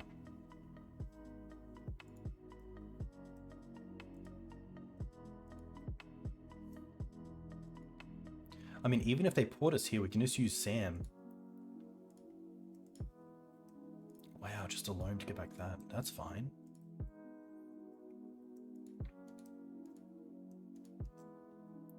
Really, like, I don't want to make assumptions here, but I'm going to assume they're a newer player, just in how they haven't aggressively used the library. Especially with Maze out as well. Like, we don't have too much reach.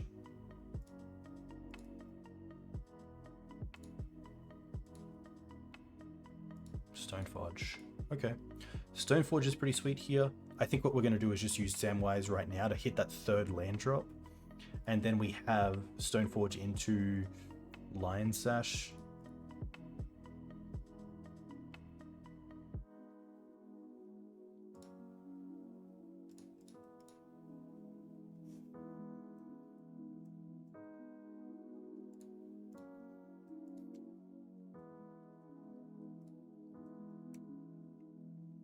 That feels really nice.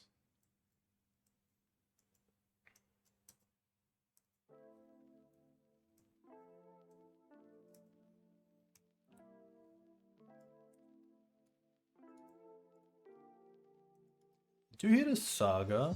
Okay.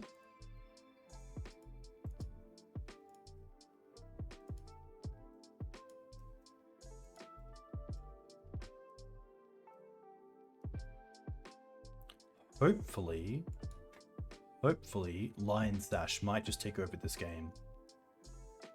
End step, Stoneforge for Lion Sash. I don't like getting a big threat because of Maze, but also potentially punishing Fire, just taking out the Stoneforge.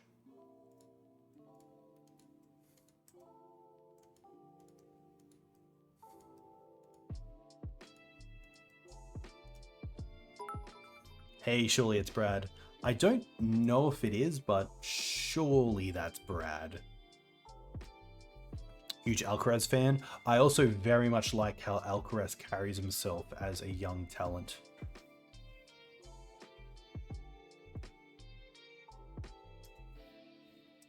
Don't call me Shirley. Sorry, I swear I said Brad. I said Brad, didn't I?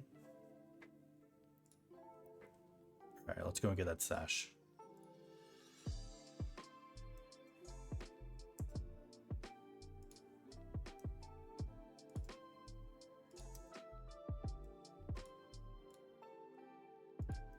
Happy to put this one to 2 and then this one to 3, just because if they try to port us, actually they can't port us. I was going to say then we can actually put in the Sash and, you know, Bob's your uncle.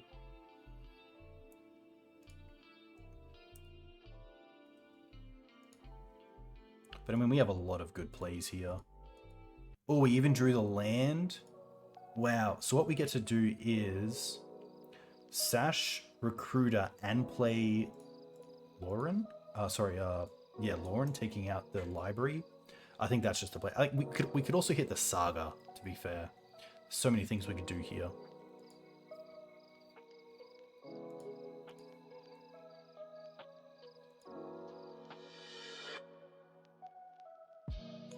Play the land. We're definitely taking out the Loam. Yeah, I think we do take them off the Saga.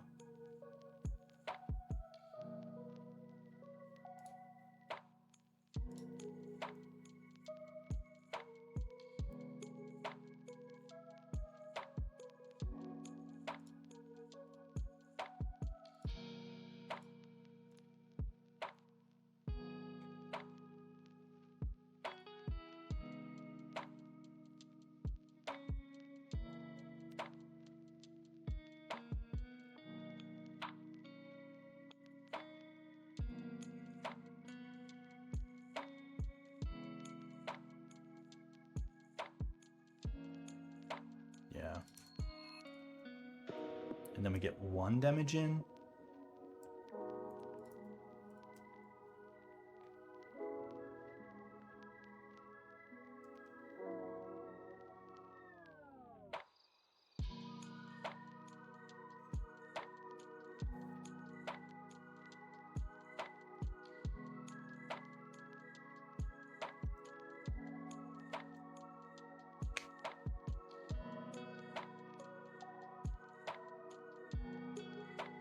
Yeah, see, like it's turn 5. They've had library down since turn 1. Haven't drawn a single card off it. I feel like they could have been, yeah. Now they get an extra card off it, so it does replace itself, which is nice, but I feel like they could have gotten a little bit more aggressive with it.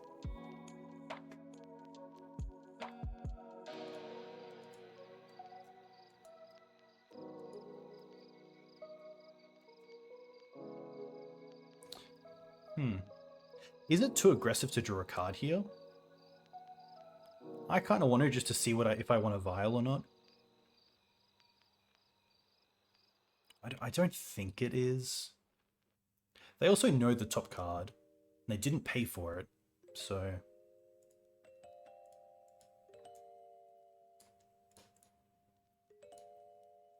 I think I want to do this before... Like, Karakas would be great. A Wasteland. Mum's not the greatest, but she'll do. Here's Wally. Welcome. We do have Solitude. We do have Yorion as well, so I think actually just putting these up is fine. Overlay reworking. Very cool to hear. Thank you for letting me know as well. This is D&T. This is the Great Akaleth's version. Ooh, okay. That does speed things up. They draw the maze, but it does mean there's, like, you know, less things they can actually trigger. Also happy to attack you with everything. The ring bearer hits, which is cool.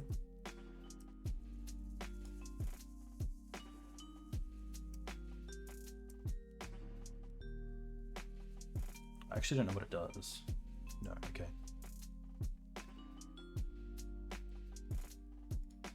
I should eat here, I think.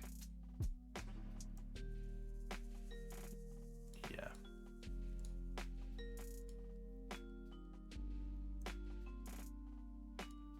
And then I'm probably just holding up planes here to eat. Like, maybe if they play Punishing Fire, I'd rather hold up the Sash than play the Mum.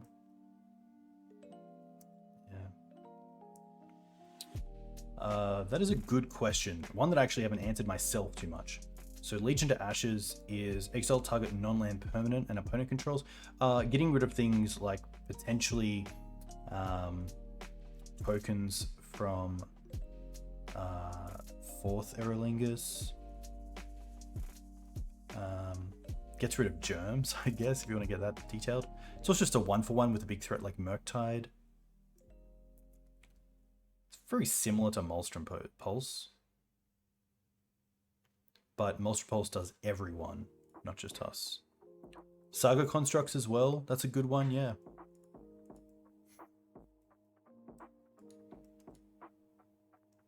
They could try to crop here for a Dark Depths, but thankfully we do have the swords for it.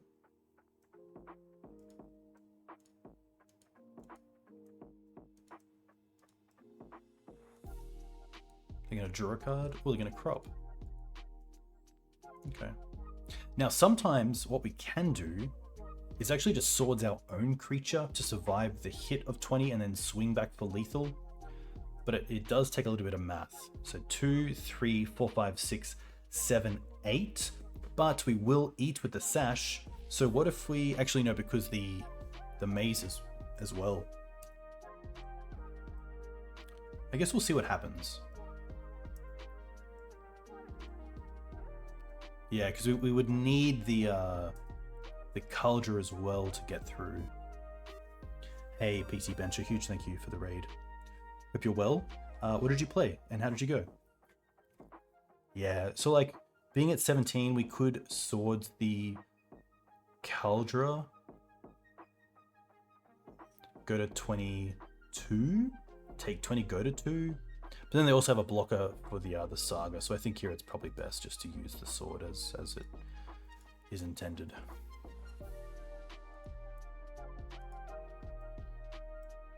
There is also a world where you Solitude there, because even though we can get an next turn off the Vial, we then leave the mana open for a Loam effect.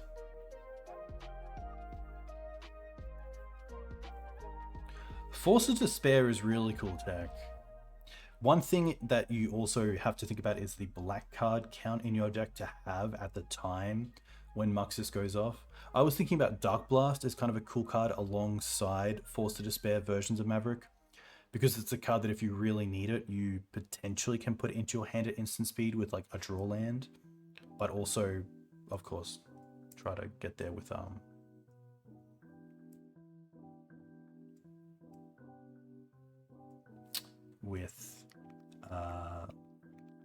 just being ready for the Muxus turn or the Mind Goblin turn. There's the Loam. Okay.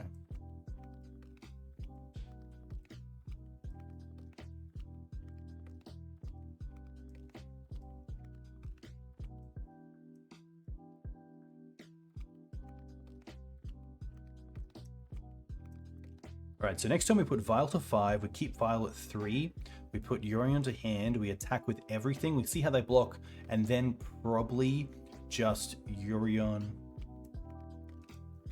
to see how they block. Maybe don't even attack. Alright, this one's going up. This one is not. Wasteland will be a fine draw. Karakas is a very good draw.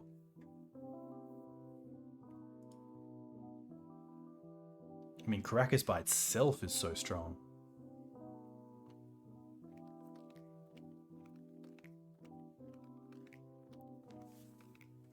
Do we want to go for Yorion? I think we do, just because of the value we get off it, but there are considerations.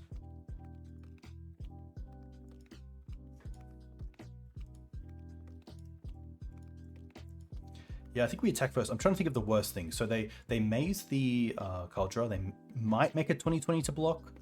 Probably not. But even if they do, worst case, we can Solitude it. But I think we can then just play the Karakas post. Yeah.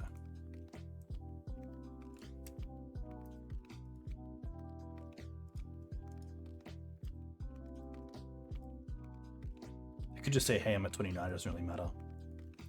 And they do. Okay.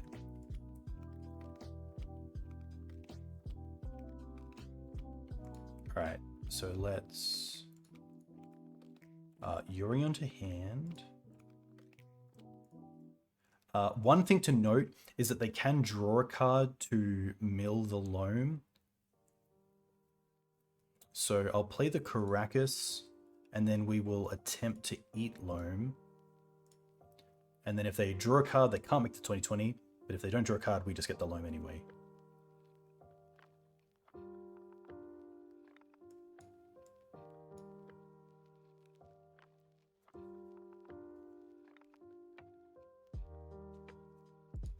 They float 1.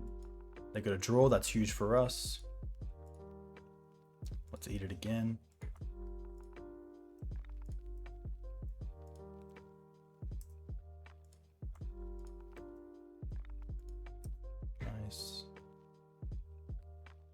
Alright, now let's activate the Vial.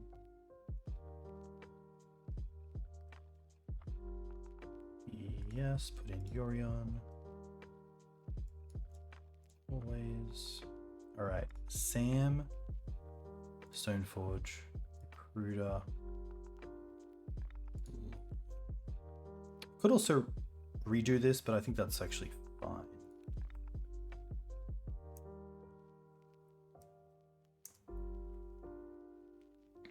Alright.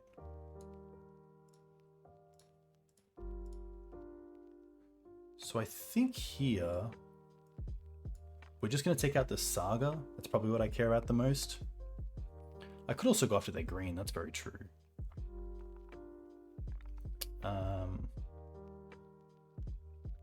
We also have the Vial on 3 for like a recruiter effect, like a Skyclave. So I kind of like probably hitting the Saga. They could get another Mox with the Saga. Yeah, I think we take out the Saga. Stoneforge, recruiter, and then the Sam. I could flicker into it again, but then they do get...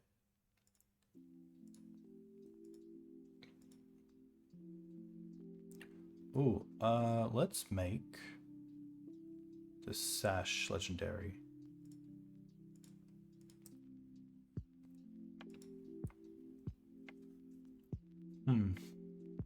I could also just get Flickerwisp and flicker out the Mox, but then they have to get rid of it anyway. No, I think it's just going to be Skyclave. Stoneforge, just go and get Jitte.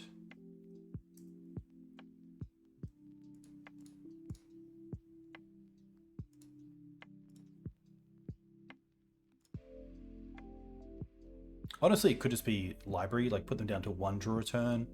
I kind of like that over like allowing them to have green. Yeah, I think it all leads to Rome, but there are different things we could definitely go about. The extra Rest in Peace, the Loran, Surgicals are great. Thalia is a pretty easy cut. I'm not a big fan of the Thoughtseizes on the draw, or really all of the Bowmasters. Legions I think is actually just good because it does deal with like either the tokens or exploration or Sylvan Library, so could be Thoughtseize, could be Orc. Orc is pressure at least. Like typically lands dumps their hand pretty early on. I don't mind that. Let's have a quick think. That's probably going to be it. Yeah.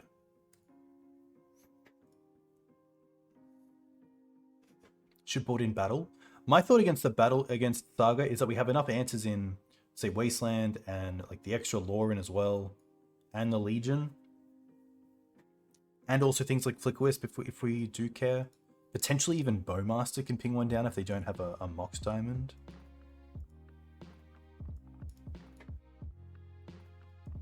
Like maybe there's a world where they're better than the 2 Thoughtseize.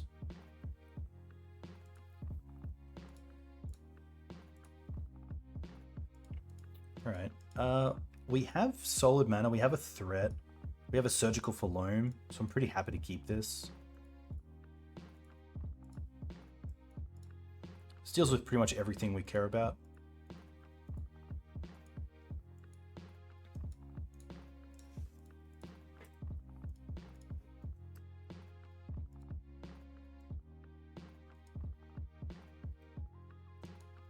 Wow, just stage pass. Huh.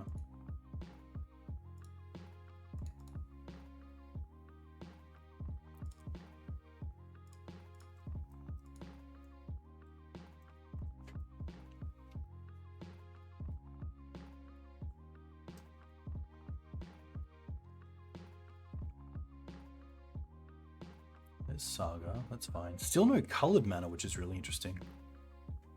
Sphere, okay. That's actually pretty great for us. We get to Wasteland here and just Wasteland and probably Surgical off them Sagas.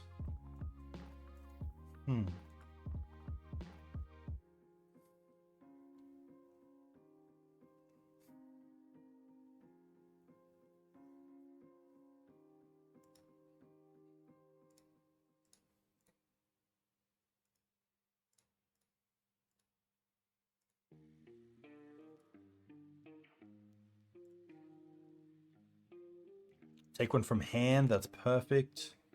So their hand is actually, they don't have more mana, which is really tough for them.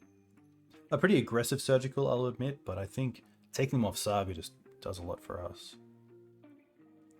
Now they have, yeah, next to nothing.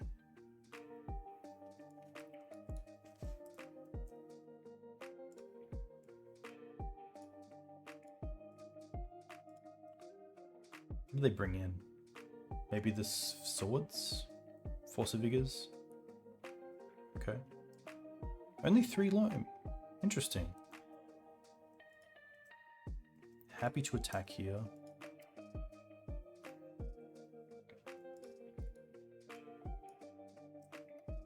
Play the stage. Another mana is obviously pretty vital for us to get something in play that isn't just the sphere.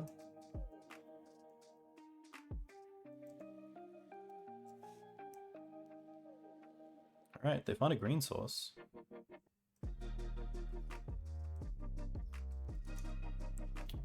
They run 1 forest. Okay.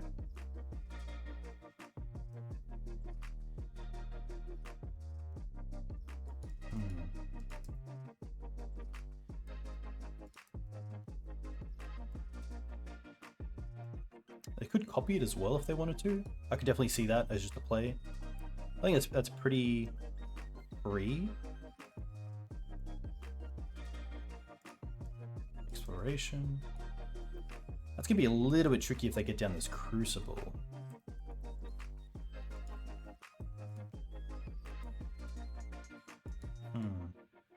I guess that is a castable spell.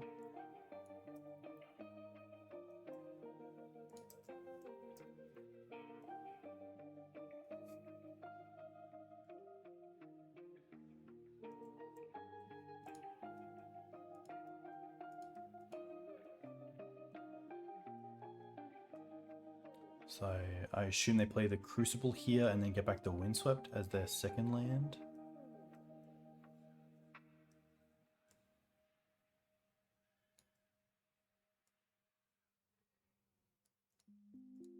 Alright, they have Force of Vigor in hand.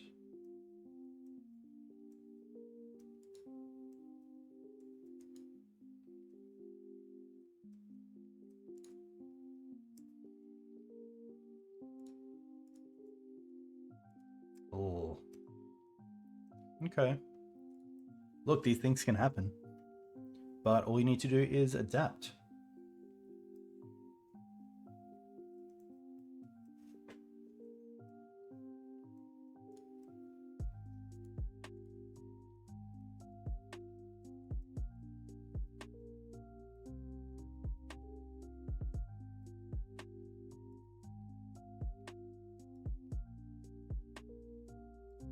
How many lands do they have? So the Savannah's out. So they actually only have 1 more target for that Windswept.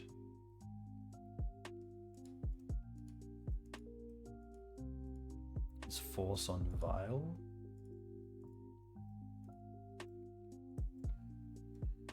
One land does unlock this hand, which is great. Stoneforge into Kaldra is really nice. They don't play the land from the bin. That's interesting. There we go. Let's have a quick look. Do we care about any... Okay, swords is the card we care about. So we will hold up Mum here.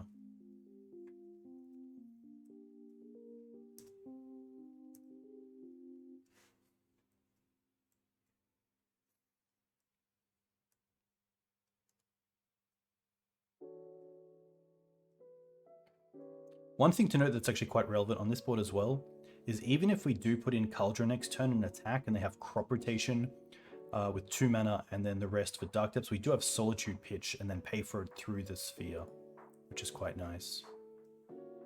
All right. There goes the second Savannah. They have also used a Force. They have a Wasteland. They had 1 stage. That's all gone.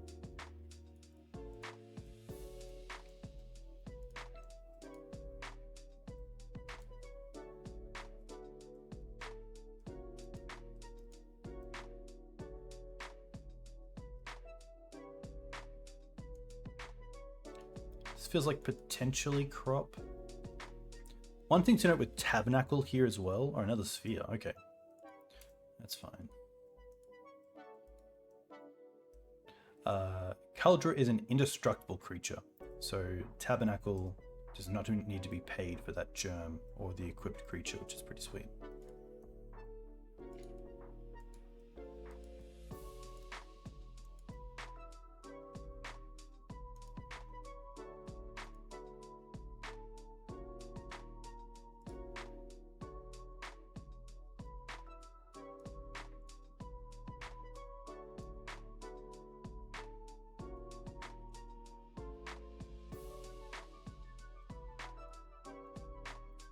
For the depth, okay.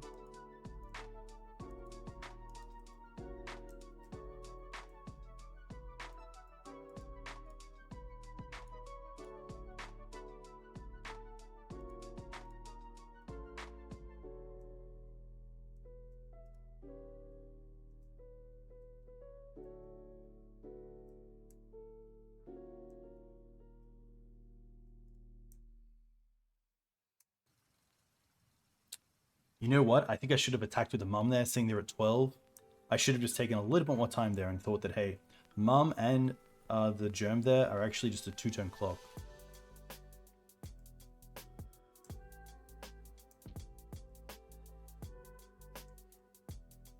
It does open the germ up to swords, but I think that's worth it.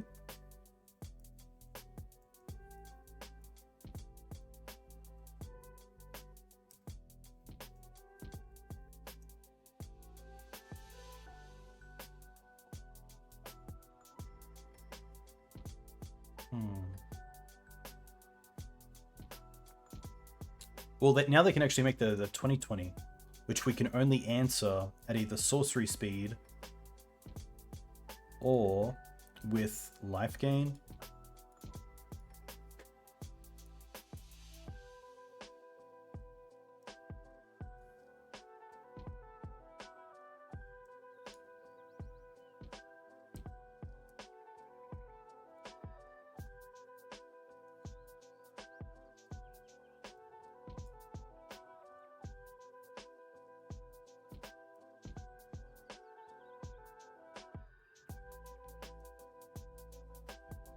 And amaze it. Okay.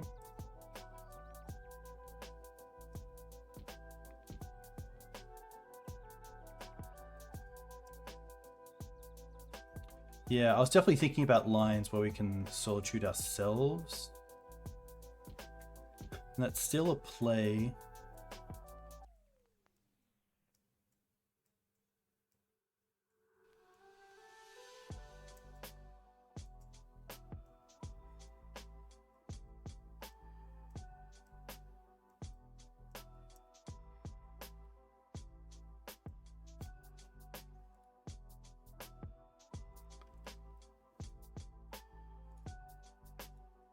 I will just swords it. Then we don't have to discard, and I don't really want to lose a land here.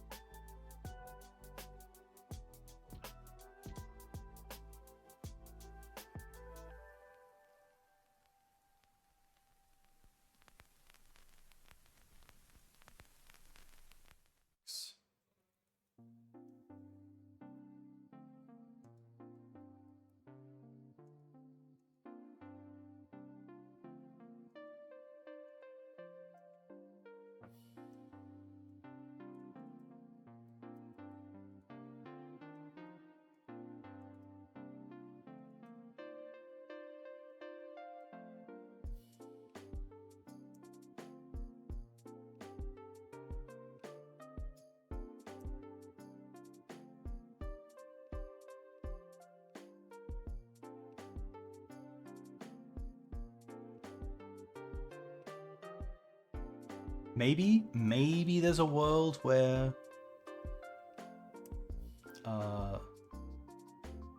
Sash is the better card.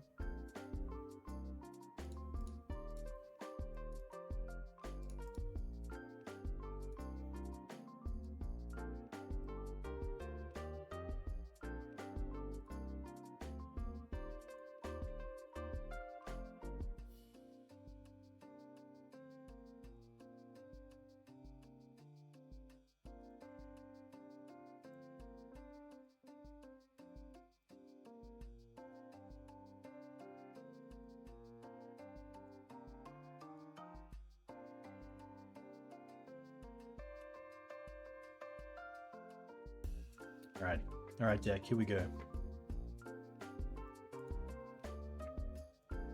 Hey Ramar, welcome. Hope you're doing well.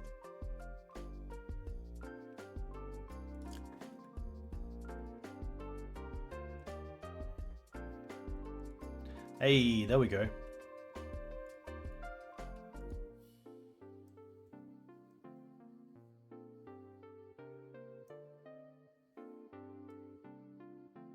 Like, I could play Karakas and then flicker it. No. I think we just have to play... Definitely attacking with... maybe not attacking with both. Maybe the play there was to hold up Batterskull. No, I kind of want to play the Vial out. Yeah.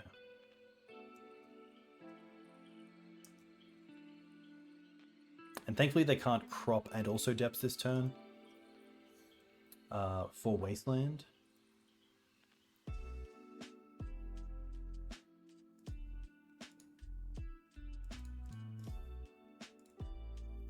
Yeah, I think getting Batterskull into play would have been pretty sweet.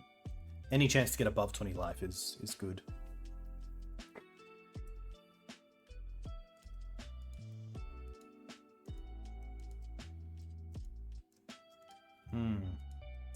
That's a big issue, especially if they start copying things. Okay.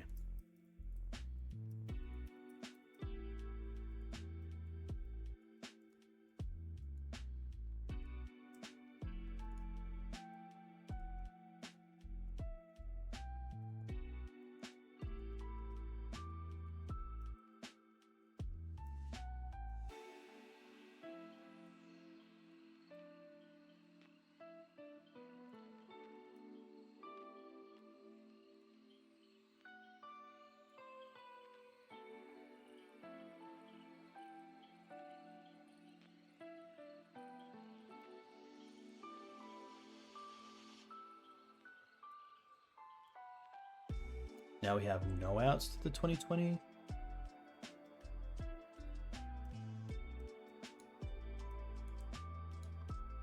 Tough.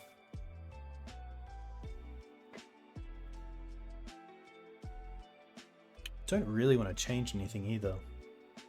I have played Critical Control. I played with Newton on stream. You can find that on my YouTube channel as well. Very solid deck. I think we went 4-1. Had some really good matchups. It was really cool.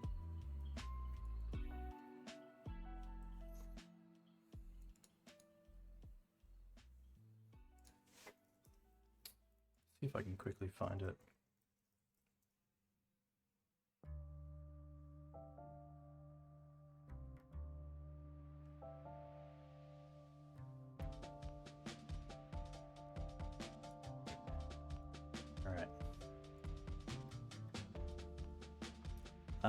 Way too slow. Not great either. Do have the Legions, but there's a hand that is much better than this. Oh my gosh. Nah, there's a better okay, no, that's tricky.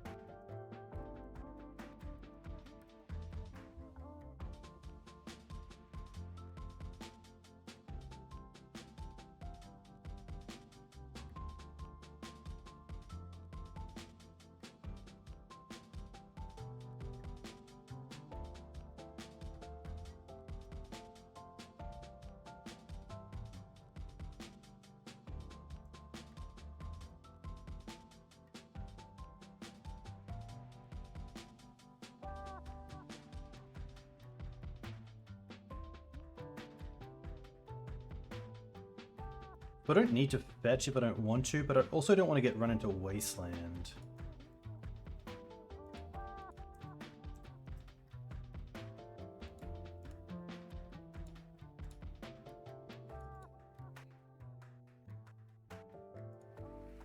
Maybe here though, I don't really matter.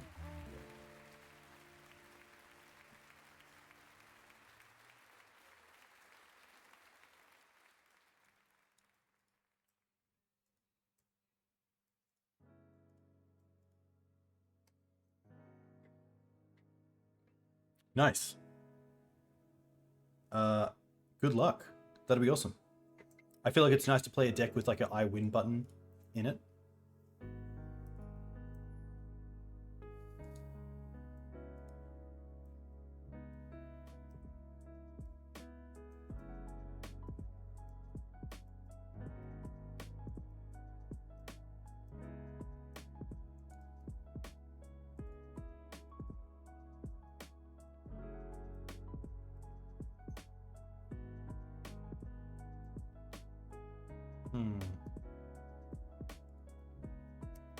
Attack first. We're just both drawing a card, to be honest.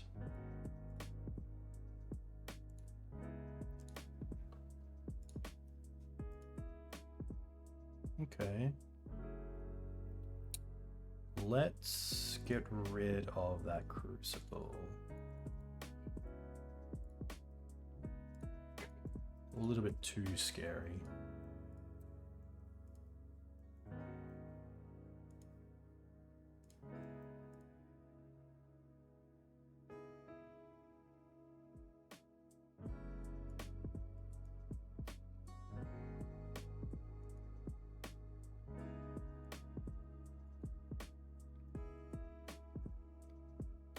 Maybe Stoneforge for Batterskull isn't too bad here.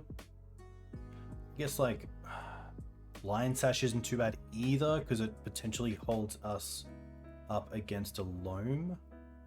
But I was gonna say I feel like a Mox here means Loam, but they could just be building the construct up.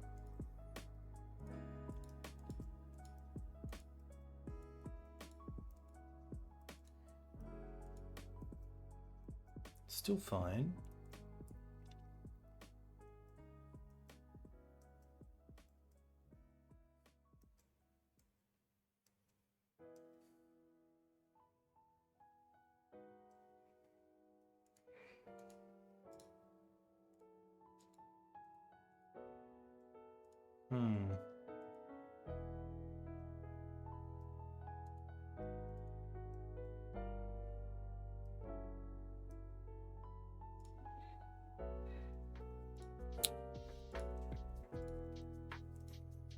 Do I want to ping? That's the question. I guess I then get a 2/2.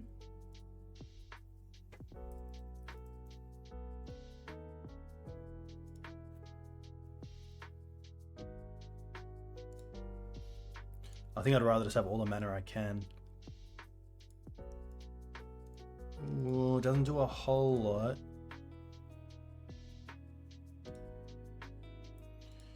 Yorion in hand is pretty good.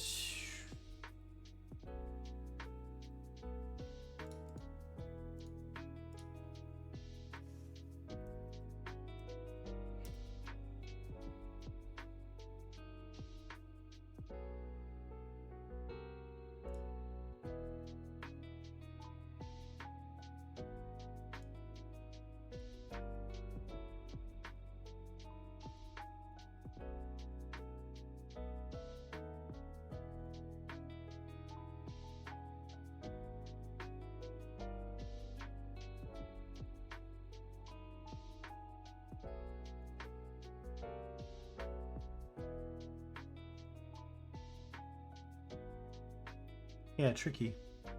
Being able to blink the Loran would be very good. Take out the construct. Still have a 4/5.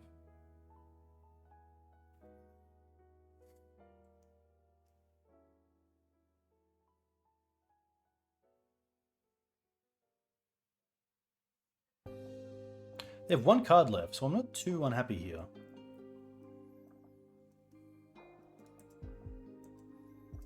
The blocks go to 3. We got a game. Wasteland? Wasteland Karakas, one of them? No, okay. I mean, that's pretty strong as well. That allows us just to blink the Loran and then also hold up Batterskull. Is that better than Yorion? I think. So maybe we get to attack first. 2 with Vigilance.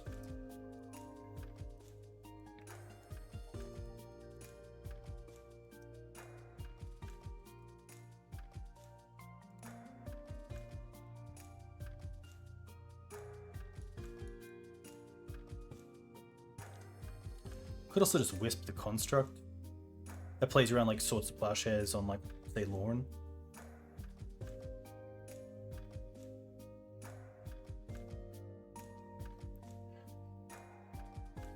I feel like that's okay, and then we have like Batterskull coming down, gaining some life. Even if they make a Construct token, that's fine. Always tough. Hey KC, welcome. Hope you're doing well.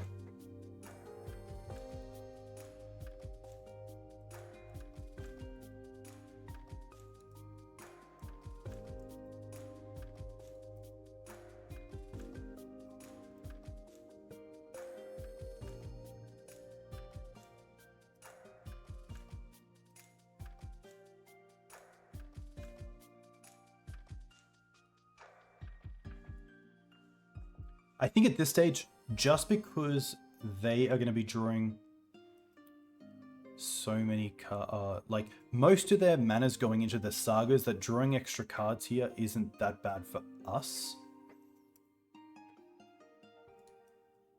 Oh, they're attacking. Oh my gosh. It's like a free 4 life, which is pretty huge. They have to have swords here, right? Swords to Plowshares. But even then, we have the Yorion to reset the Batterskull.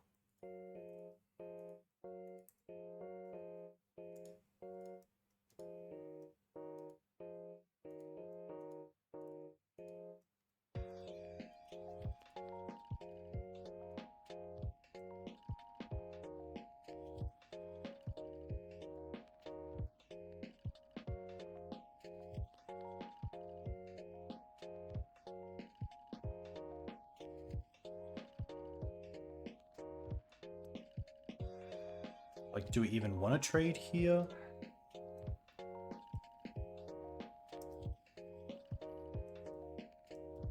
Not really.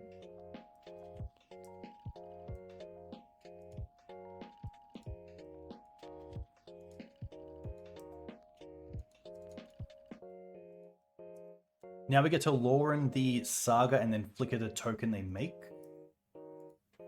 But I just want to remember, like, how you click on them. I always forget how you click on them, which ones you click on first. That's always the tough part.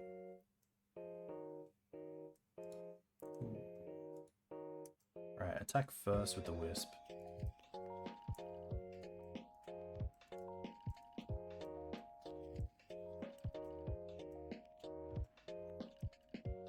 And then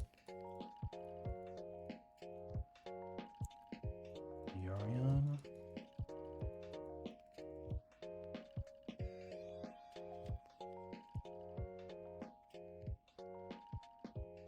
You just put a Cradle on MTGO? Very nice. Yeah, I always mix it up, and I hope I don't mix it up here, because that would really suck.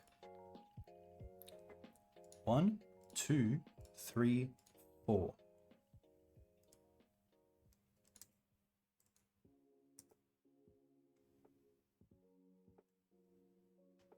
So now I do need a little bit of help here, chat. I know there's people here who know. Place your triggered abilities onto the stack. Do I go Loran and then Wisp? I feel like it's the last ones you want to hit first. Yes, you put that on the stack. You put this on the stack. We then want to Flickerwisp after. Oh no.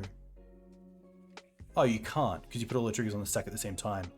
There we go. Okay, that actually makes a lot of sense. I think in that case, we're just going to take out the illusion token. I could also take out the Shadow Spear.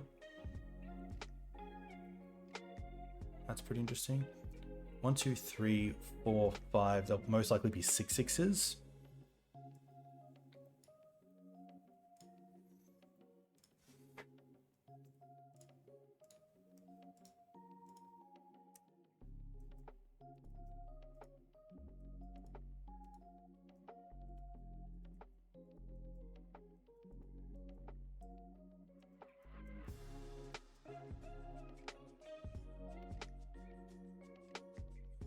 I did want to wish the Shadow Spear just to keep it away from trampling over.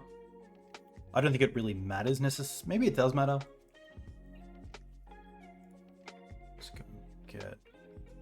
I guess Kaldra's pretty good. I do want to finish this. I do obviously want to win, so I think Kaldra's the best way to try to win this game.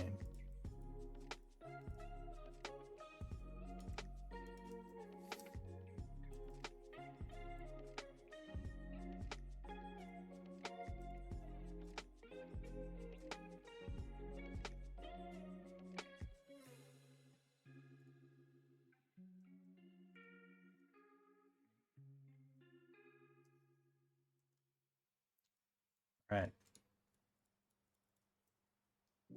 Oh, I don't actually need to... I don't need to pay for this, but I will just because of time considerations. But because it's indestructible, I don't need to pay for it. I don't think the mana, 1 mana is going to matter per se, which is nice.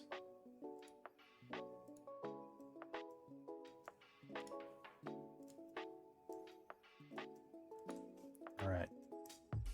Tax 1. Maybe not.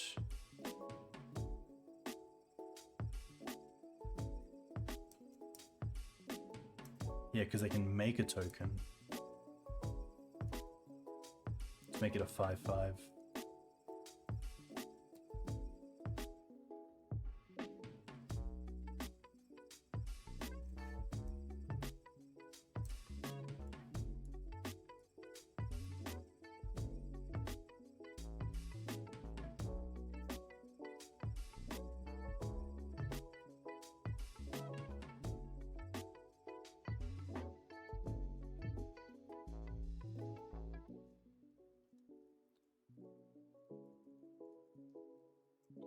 Alright, so this one is no.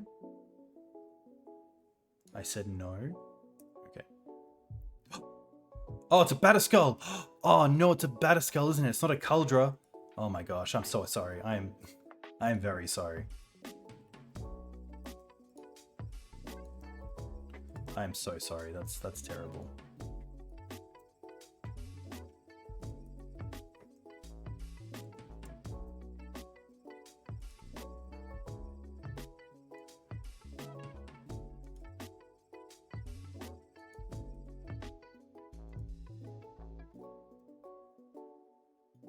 Yeah, that's really tough for them. The Tabernacle was really tough on their clock as well. Wow. Was it a Mulder 4? They did say they were a new player, so that does make sense. But a lot of little things there for us as well definitely added up.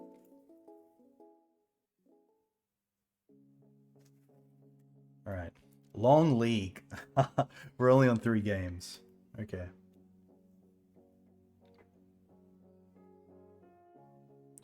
Yeah, I feel like I typically find lands would be a pretty tough time against TNT. I find TNT just has so many good answers to so many different things. Like even Lion Sash, like turning off Loam, Crucible in that instance. You have Loran to cleanly deal with Saga, and then you have ways to flicker it to also deal with other things. Lands does have a pretty dicey mana base, so as a Wasteland deck, you can usually control that as well. Really tough. But hey, we're 3-0.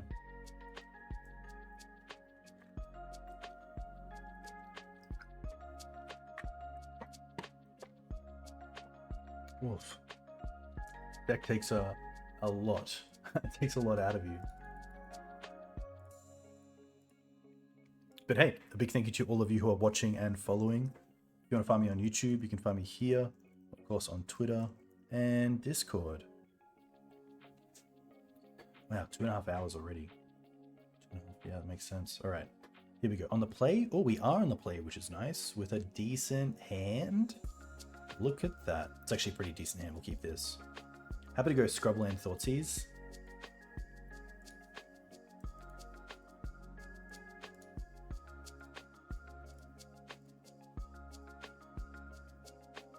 Ooh, okay. Probably happy to take the Chrome Mox here. The Bombardiers we don't have great answers to, but Chrome Mox really speeds them up.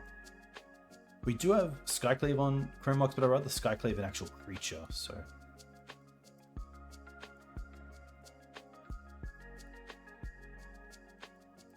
Best case is they draw into like a Skirk Prospector and we just get to hit that with a Bowmaster. But we do also need a third land. That does stop Chrome Mox from their end.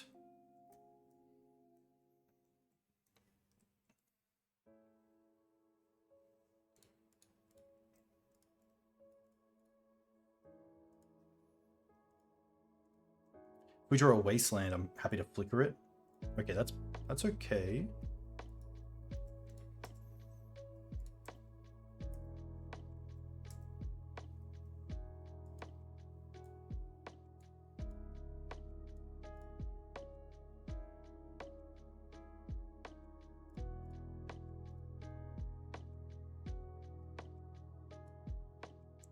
It's probably just Recruiter for...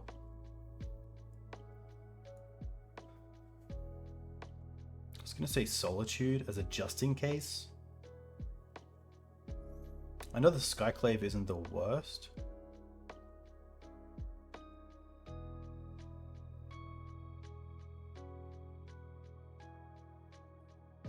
Yeah.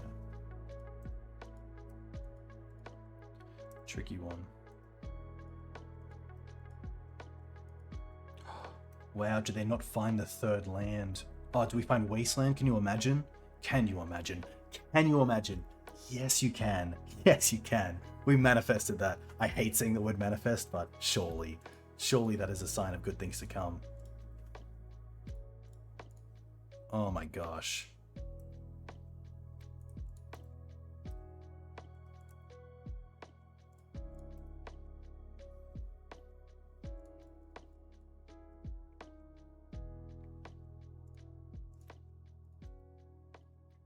I think here I just like getting a Flickerwisp, and then we can flicker a flicker to end step flicker their mountain next turn. And just try to keep them off as much mana as possible.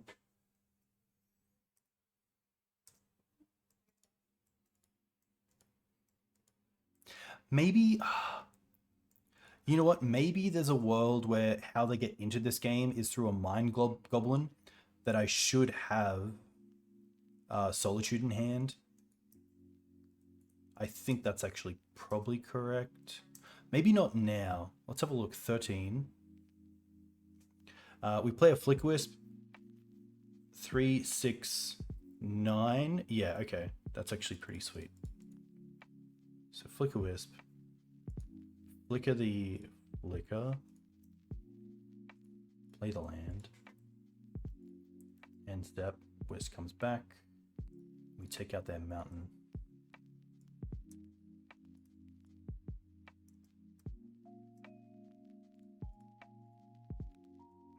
This could be a near perfect win.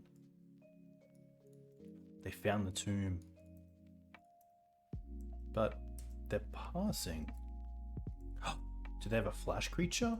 Surely not.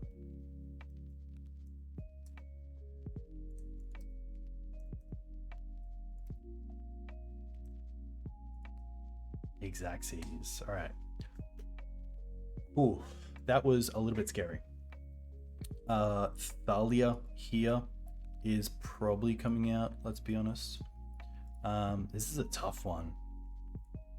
Battle actually doesn't deal with that much. Like Rabblemaster 2/2, Bombardier 2/2, I believe. I think. Like it really only hits. Yeah, like if they're powered up by our Lord or Muxus. I don't mind Containment Priest as like a flash creature. I don't mind the Loran either as just extra value potentially. Cabal's interesting. Maybe we could get there with Cabal. I do like the Legion to Ashes. So maybe it is a battle? No, it can't be a battle, surely.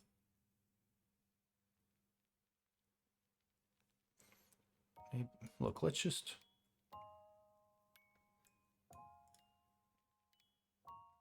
Yeah, let's try Cabal. Why not?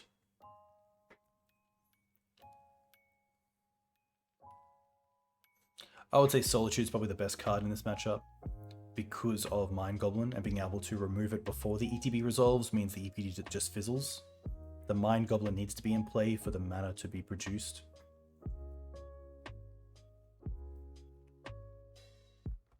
Hey Sato, who is the Stompy? I don't know. That's a good question.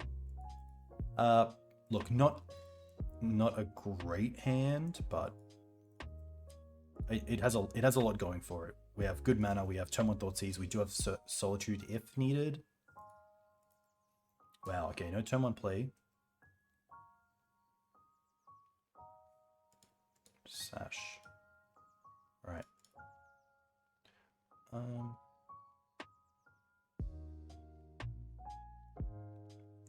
I'm happy to get Swamp here.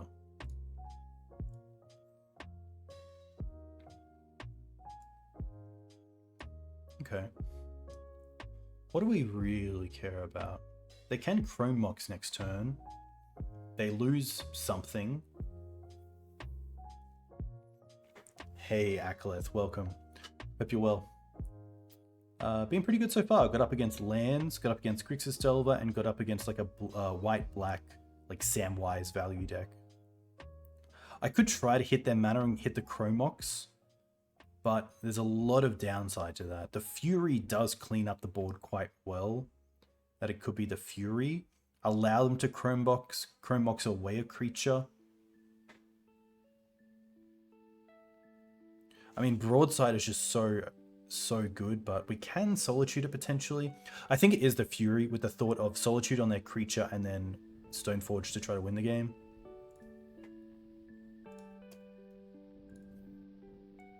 It was a tricky one. The main thought around the Swamp was just like if they do have a Blood Moon or a Magus in hand.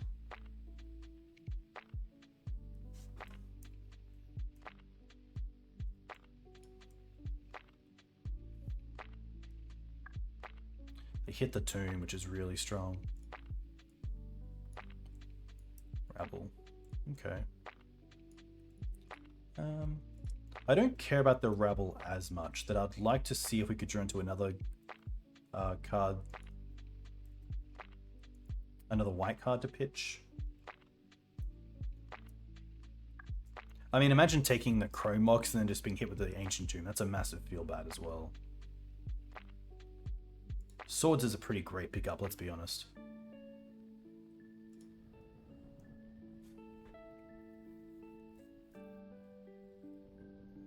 Hey KC.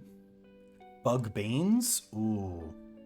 Bug Beans. Gadok Teague with protection is really strong.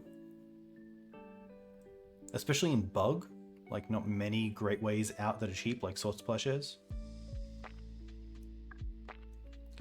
Do I want to keep just creatures off the board? I don't mind trying to hold the sword. We're definitely fetching for a plains. Like if I play the Stoneforge here, is there a world where I can get something into play that's good? Hey Zao. I kind of like Stoneforge here. Take the, what is it? 1, 2, 3, 4, 5, and obviously deal with the Bombardiers. My thought on Bombardiers not answering Stoneforge. Ah, they can play its second main. Interesting. I didn't think about that.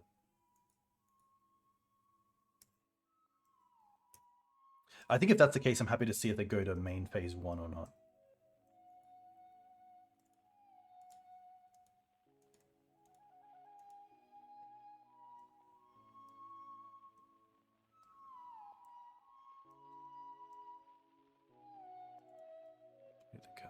Makes sense.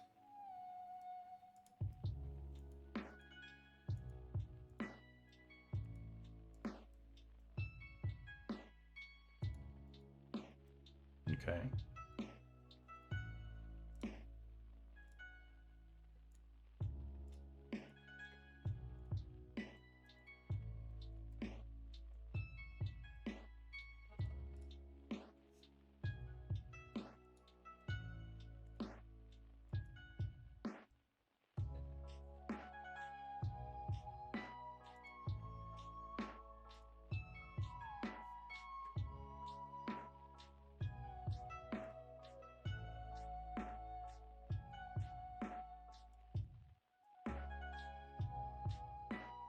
Honestly, here I think it's just going to be Jitte, because then we can hold up Solitude here, but then also potentially start cracking in.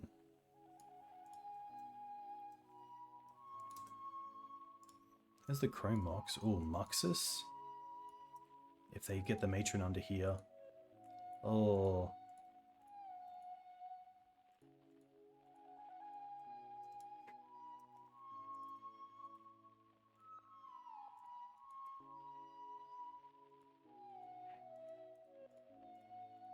Yeah. Just too slow from us, I think.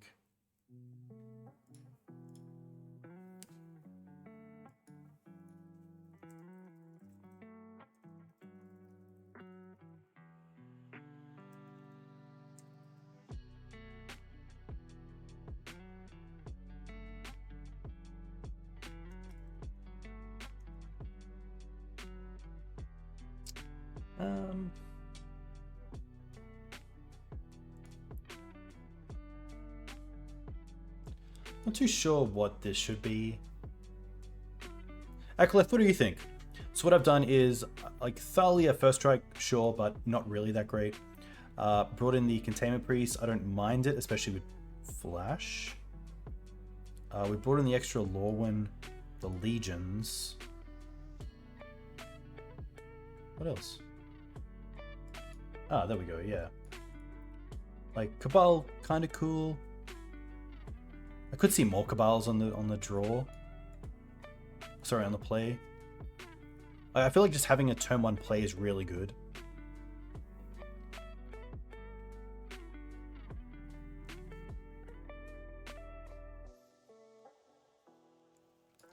Shave Wisps.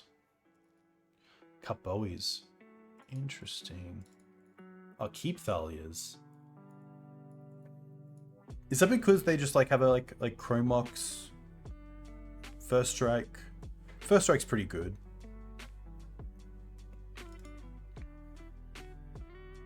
Keep Thalias. Shave Wisp. Go to 1 Wisp. Okay. Let's try this. Let's have some fun. Show you, Orion. Nice. Okay.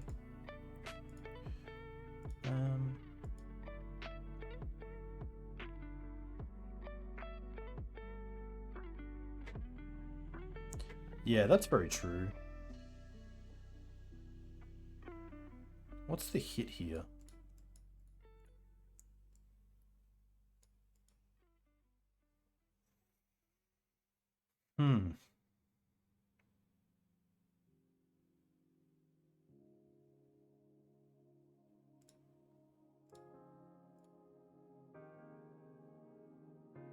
Turn 1 Mum here is pretty nice. I mean, Cabal is kind of cool, but...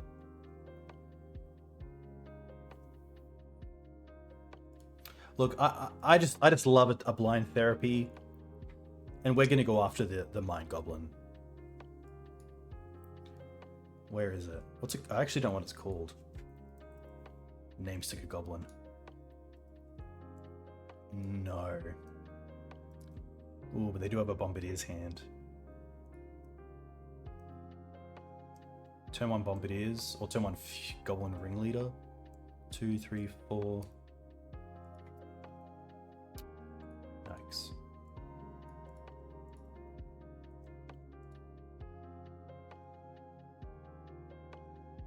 Oh, I guess we do have the Solitude though.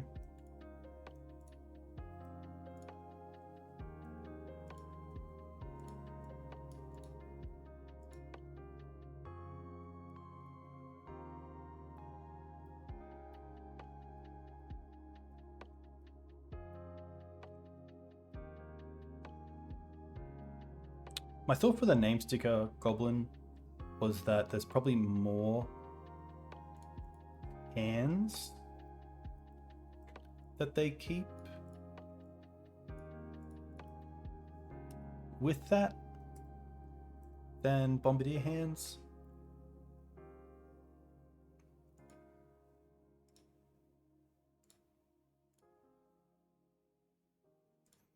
With the Fury here, I kind of like just Mum hold up sword.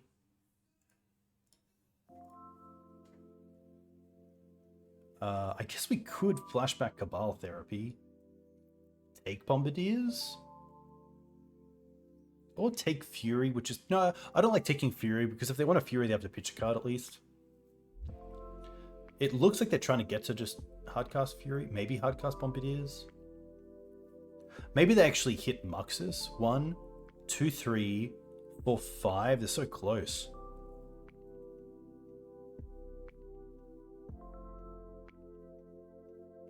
Honestly, Containment Priest into Cabal Therapy would have been pretty interesting. I think I'd rather just allow them to have a turn because they're most likely playing one spell this turn. And if it is Ringleader, that only gets worse if they double up on cards they already have. But I guess we'll see.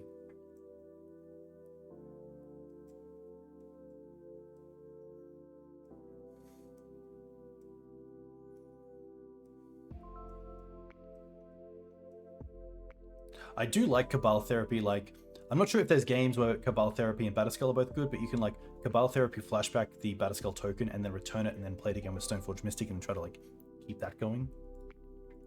All right, here's Bombardiers. We will just swords this.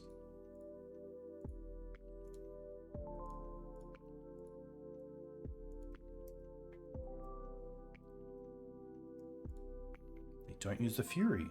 Okay.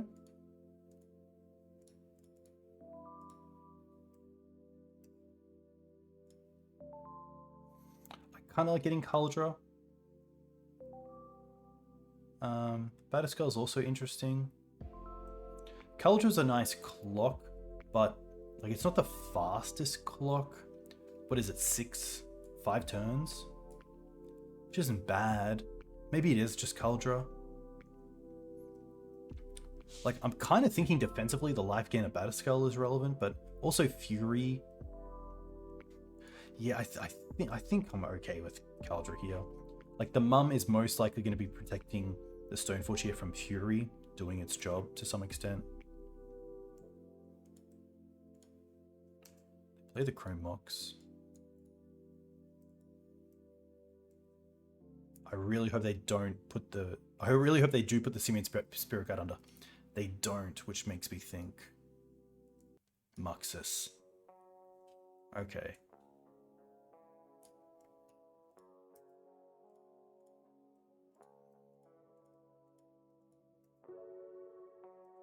Oh. Well then. That is fine with me.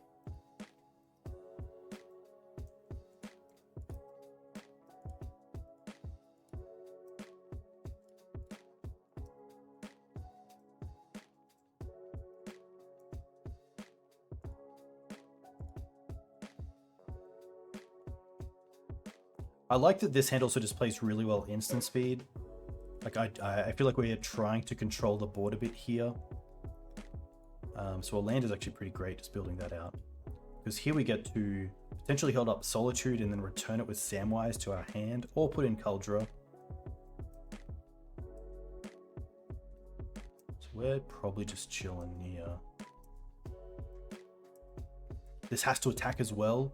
Oh wow, so Muxus has to attack into Kaldra. I actually love that.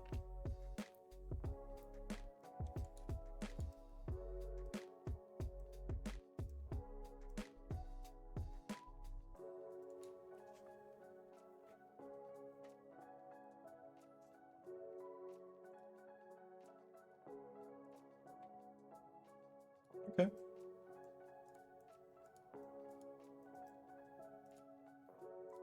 Four cards entered. Ringleader Bombardiers.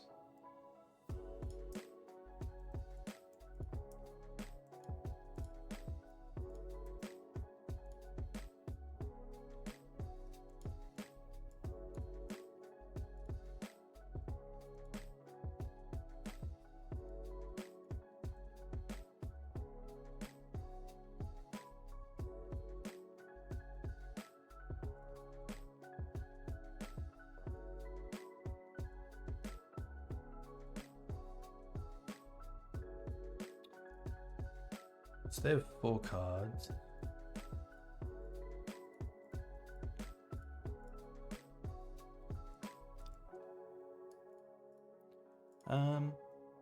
I kind of want to block here with Mum. I think that's okay. Even if they have a Fury, we get to keep the Kaldra around.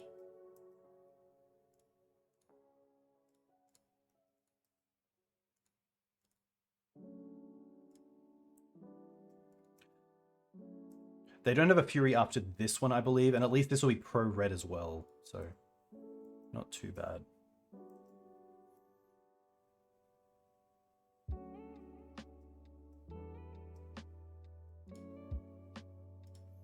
Okay.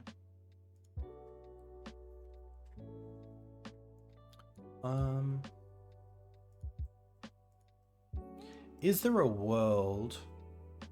I think I'd trade the Stoneforge here with Cabal for the Ringleader, or potentially the Bombarder.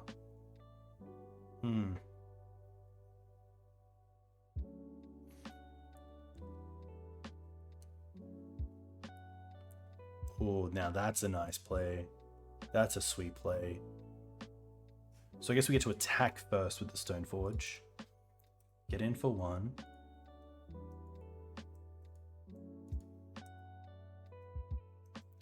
And then flashback Cabal, choosing them, sacking this. Yeah, I think it's... Like, is there a world where... Yeah, to be fair, I think if we get Jitte off the Stoneforge Mystic, we can just throw away the Solitude. We don't actually need it. So that deals with the Bombardiers.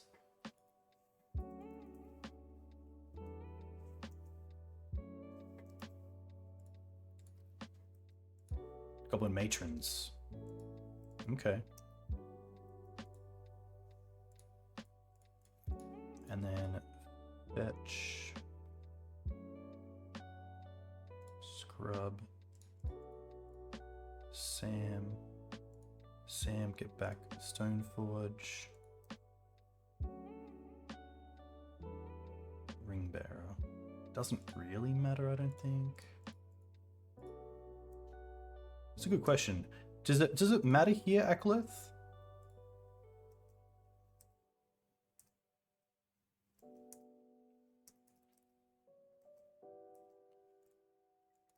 I guess one thing I don't consider is attacking first and then playing Bombardiers after to then throw. But I guess they need another creature. Yeah, and if we have 4 blockers, then they might just play the Bombardiers into a board which actually doesn't have another creature.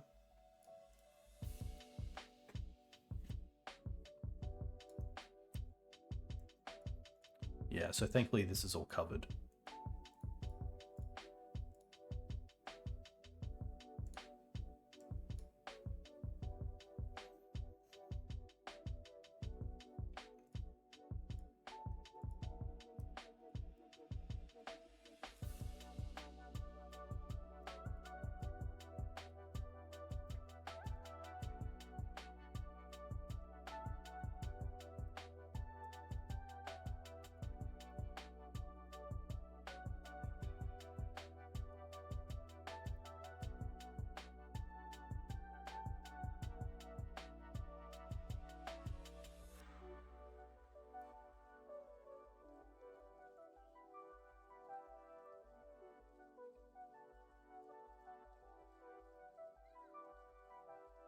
Ah, Bomber itself has to attack. I thought it was if you attacked with a creature this turn. There is a world where I don't need to do anything here. Like, I can just let that one through. And it's not worth, like, them maybe drawing into, like, a Pyrokinesis.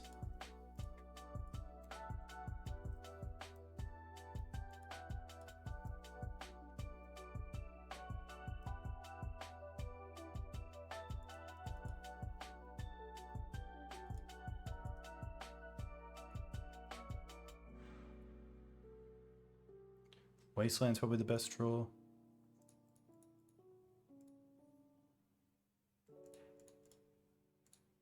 I don't mind putting it on the Sam.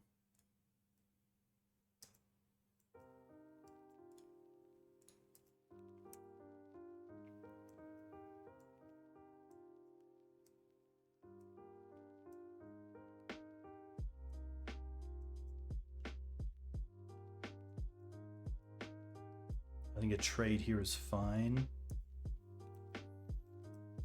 I mean, this means that if they have a Mind Goblin off the top, we can kill it with the Jitte, which is really great, instead of having to use it potentially on the Rabblemaster.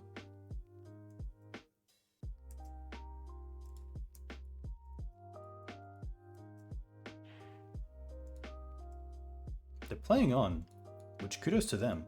Yeah, they get a Muxus. Maybe they're not that far off on Muxus. We do have the Thoughtseize for it though. Oh my gosh. It all comes together.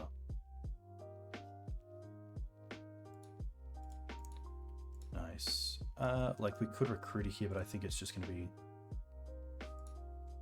equip to Stoneforge. Attack with these two.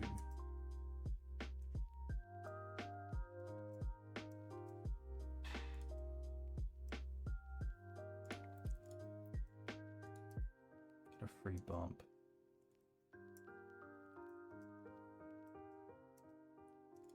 More. Thoughtseize that Muxus.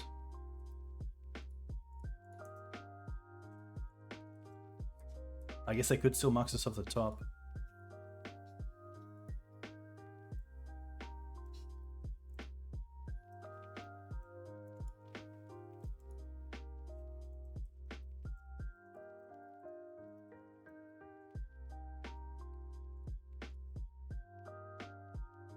We got there. Wow, we actually did win the other game.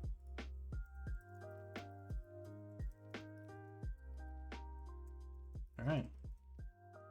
Let us try to close this out. It's Muxus. Honestly, like I feel like Solitude is probably the card that I really love there as a D&T player, because it allows you to build out your battlefield while also having removal, even if you don't have mana open, even if you have like Thalia out.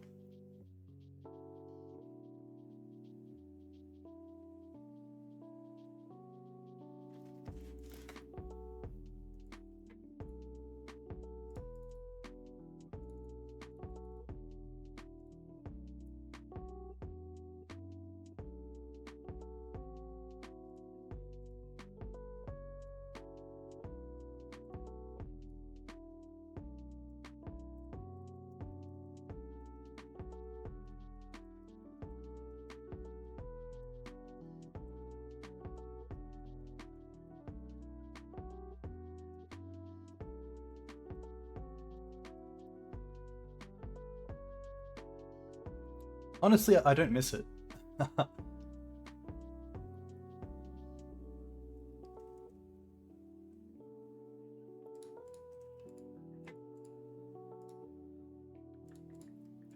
They are long leagues, like it's, yeah, 11:30. So hopefully finish by midnight. That would be a very nice touch. But always nice to come back to D&T as well. And I really like the build as well. It's pretty sweet. I think if anything, like just more time with the deck and understanding how to sideboard is probably a big part of it. And even sequencing these days, I think Orcish Bowmasters might have changed a bit of how I would typically sequence, or should. Granham. All right, the ultimate boss.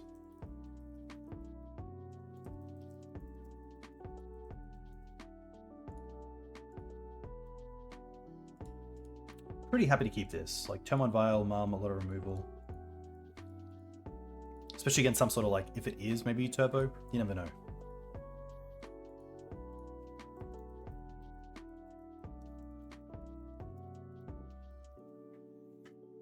But all mana in the world as well, which is great.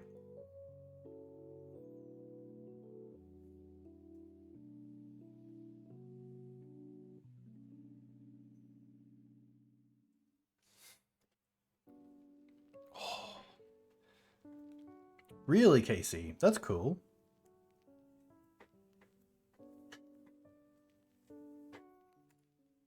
All right.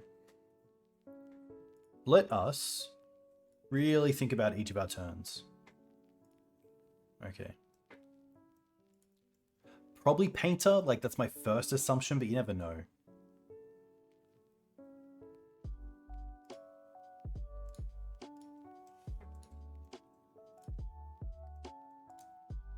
He's probably on heavy metal. Is that a deck? Forest. Ooh, sphere. That's fine.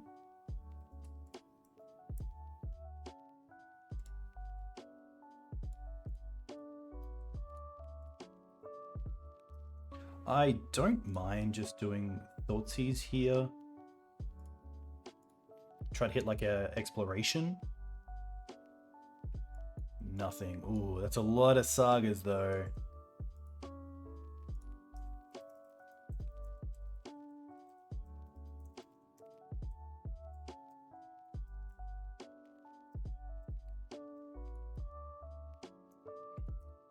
Yeah, this is gonna be tough. Recruiter for Loran would be pretty sweet. At least they don't get their first guy. I assume here they go for Muxus.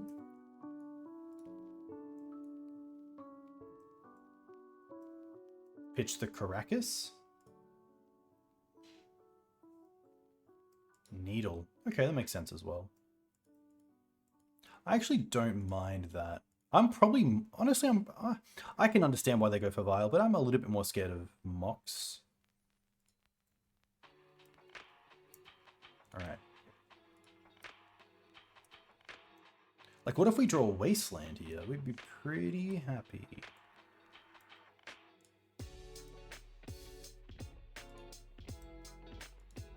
No.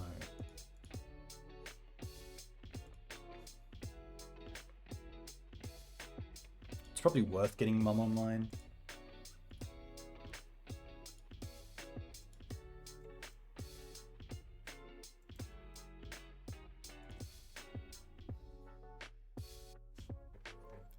There's Karakas.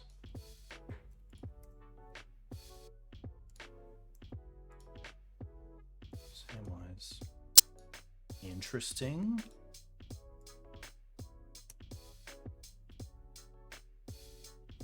Honestly, I'm happy to attack with Mum here. Ah, it's a 3/3, isn't it? I was thinking of like 1 damage and then ping.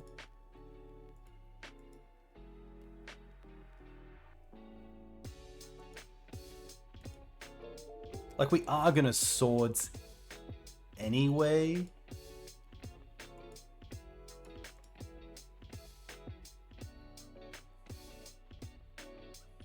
Two and three. Yeah, okay. Let's actually just go for planes.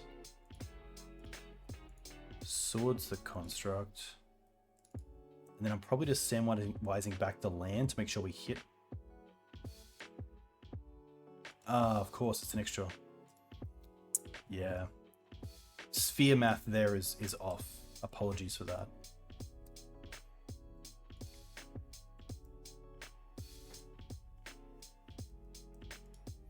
Shadow Spear?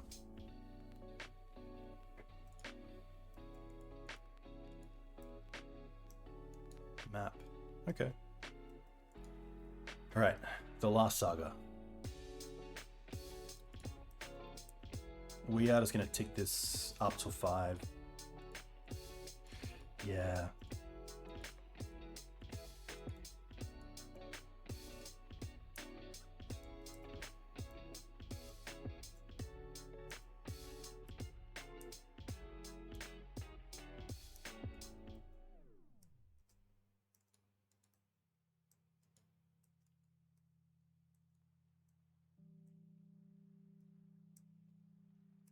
Okay, pitch steps.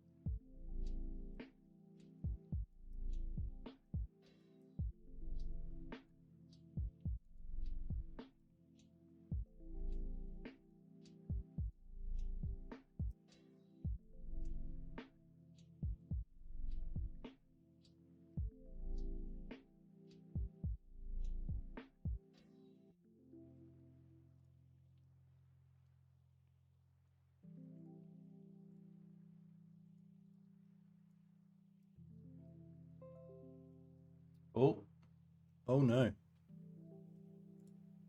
Am I still live? We'll be right back. Hey team, apologies for the stream break, but we did finish up 4-1, going down to lands in the last round. This was a pretty nice return to Death and Taxes. Death and Taxes definitely is a deck that I have a lot of experience with, but haven't played a lot of it since the printing of Orcish Bowmasters and kind of the build that Akaleth has kind of taken over and made his own, which have been really cool to see. I think the inclusion of cards like Cabal Therapy and of course the Splash for Gatoteg are kind of moves that people would probably be too afraid to make, especially with a deck like D&T that has such a big community and a lot of opinions. So very cool to see Akaleth not only make those changes, but also go ahead and get some really good results with them. Pretty happy with how I played tonight. It's always tough. D&T, that was a 3.5 hour league. And, you know, I started at 8:30 p.m., finish at midnight. It's not great for a deck like this, but yeah, there's a lot going on in terms of really anything you can do from turn one. Like, you know, if you have a turn one Vial, knowing when to go for a dual land, but then knowing that Force and Wasteland is a very real thing in Legacy right now. I found that the one Swamp was actually really nice to have. I never really wanted two. I think two would be a bit too awkward on the mana base, so the one there was really nice. Yeah, overall it was sweet. Samwise, even as a one-of, came up a few times, especially with Solitude as well. It's quite nice to be able to get back Solitude after pitching a card, just to kind of keep up with the card disadvantage. Goblins, we got pretty lucky there. I think can be a pretty tough one. There's so many good... sorry, CK. There's so many good cards to go after with slots Plowshares or Solitude, but you only have so many of them, and you're only going to ever see so many of them in a game. So I think, yeah, pretty fortunate there. I think in the Goblins matchup, probably having Solitude as backup for Mind Goblin and then Swords to take out the actual creatures is a good thing to try to go after. I think probably MVP was Loran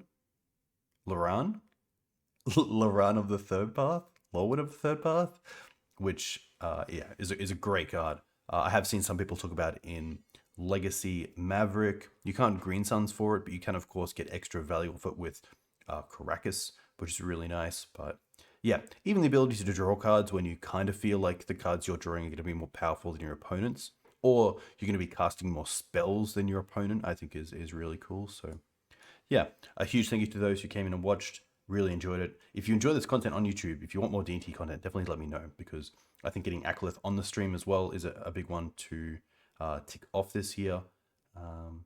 Yeah, hope you're all well. Hope you enjoyed the stream. Catch you next time.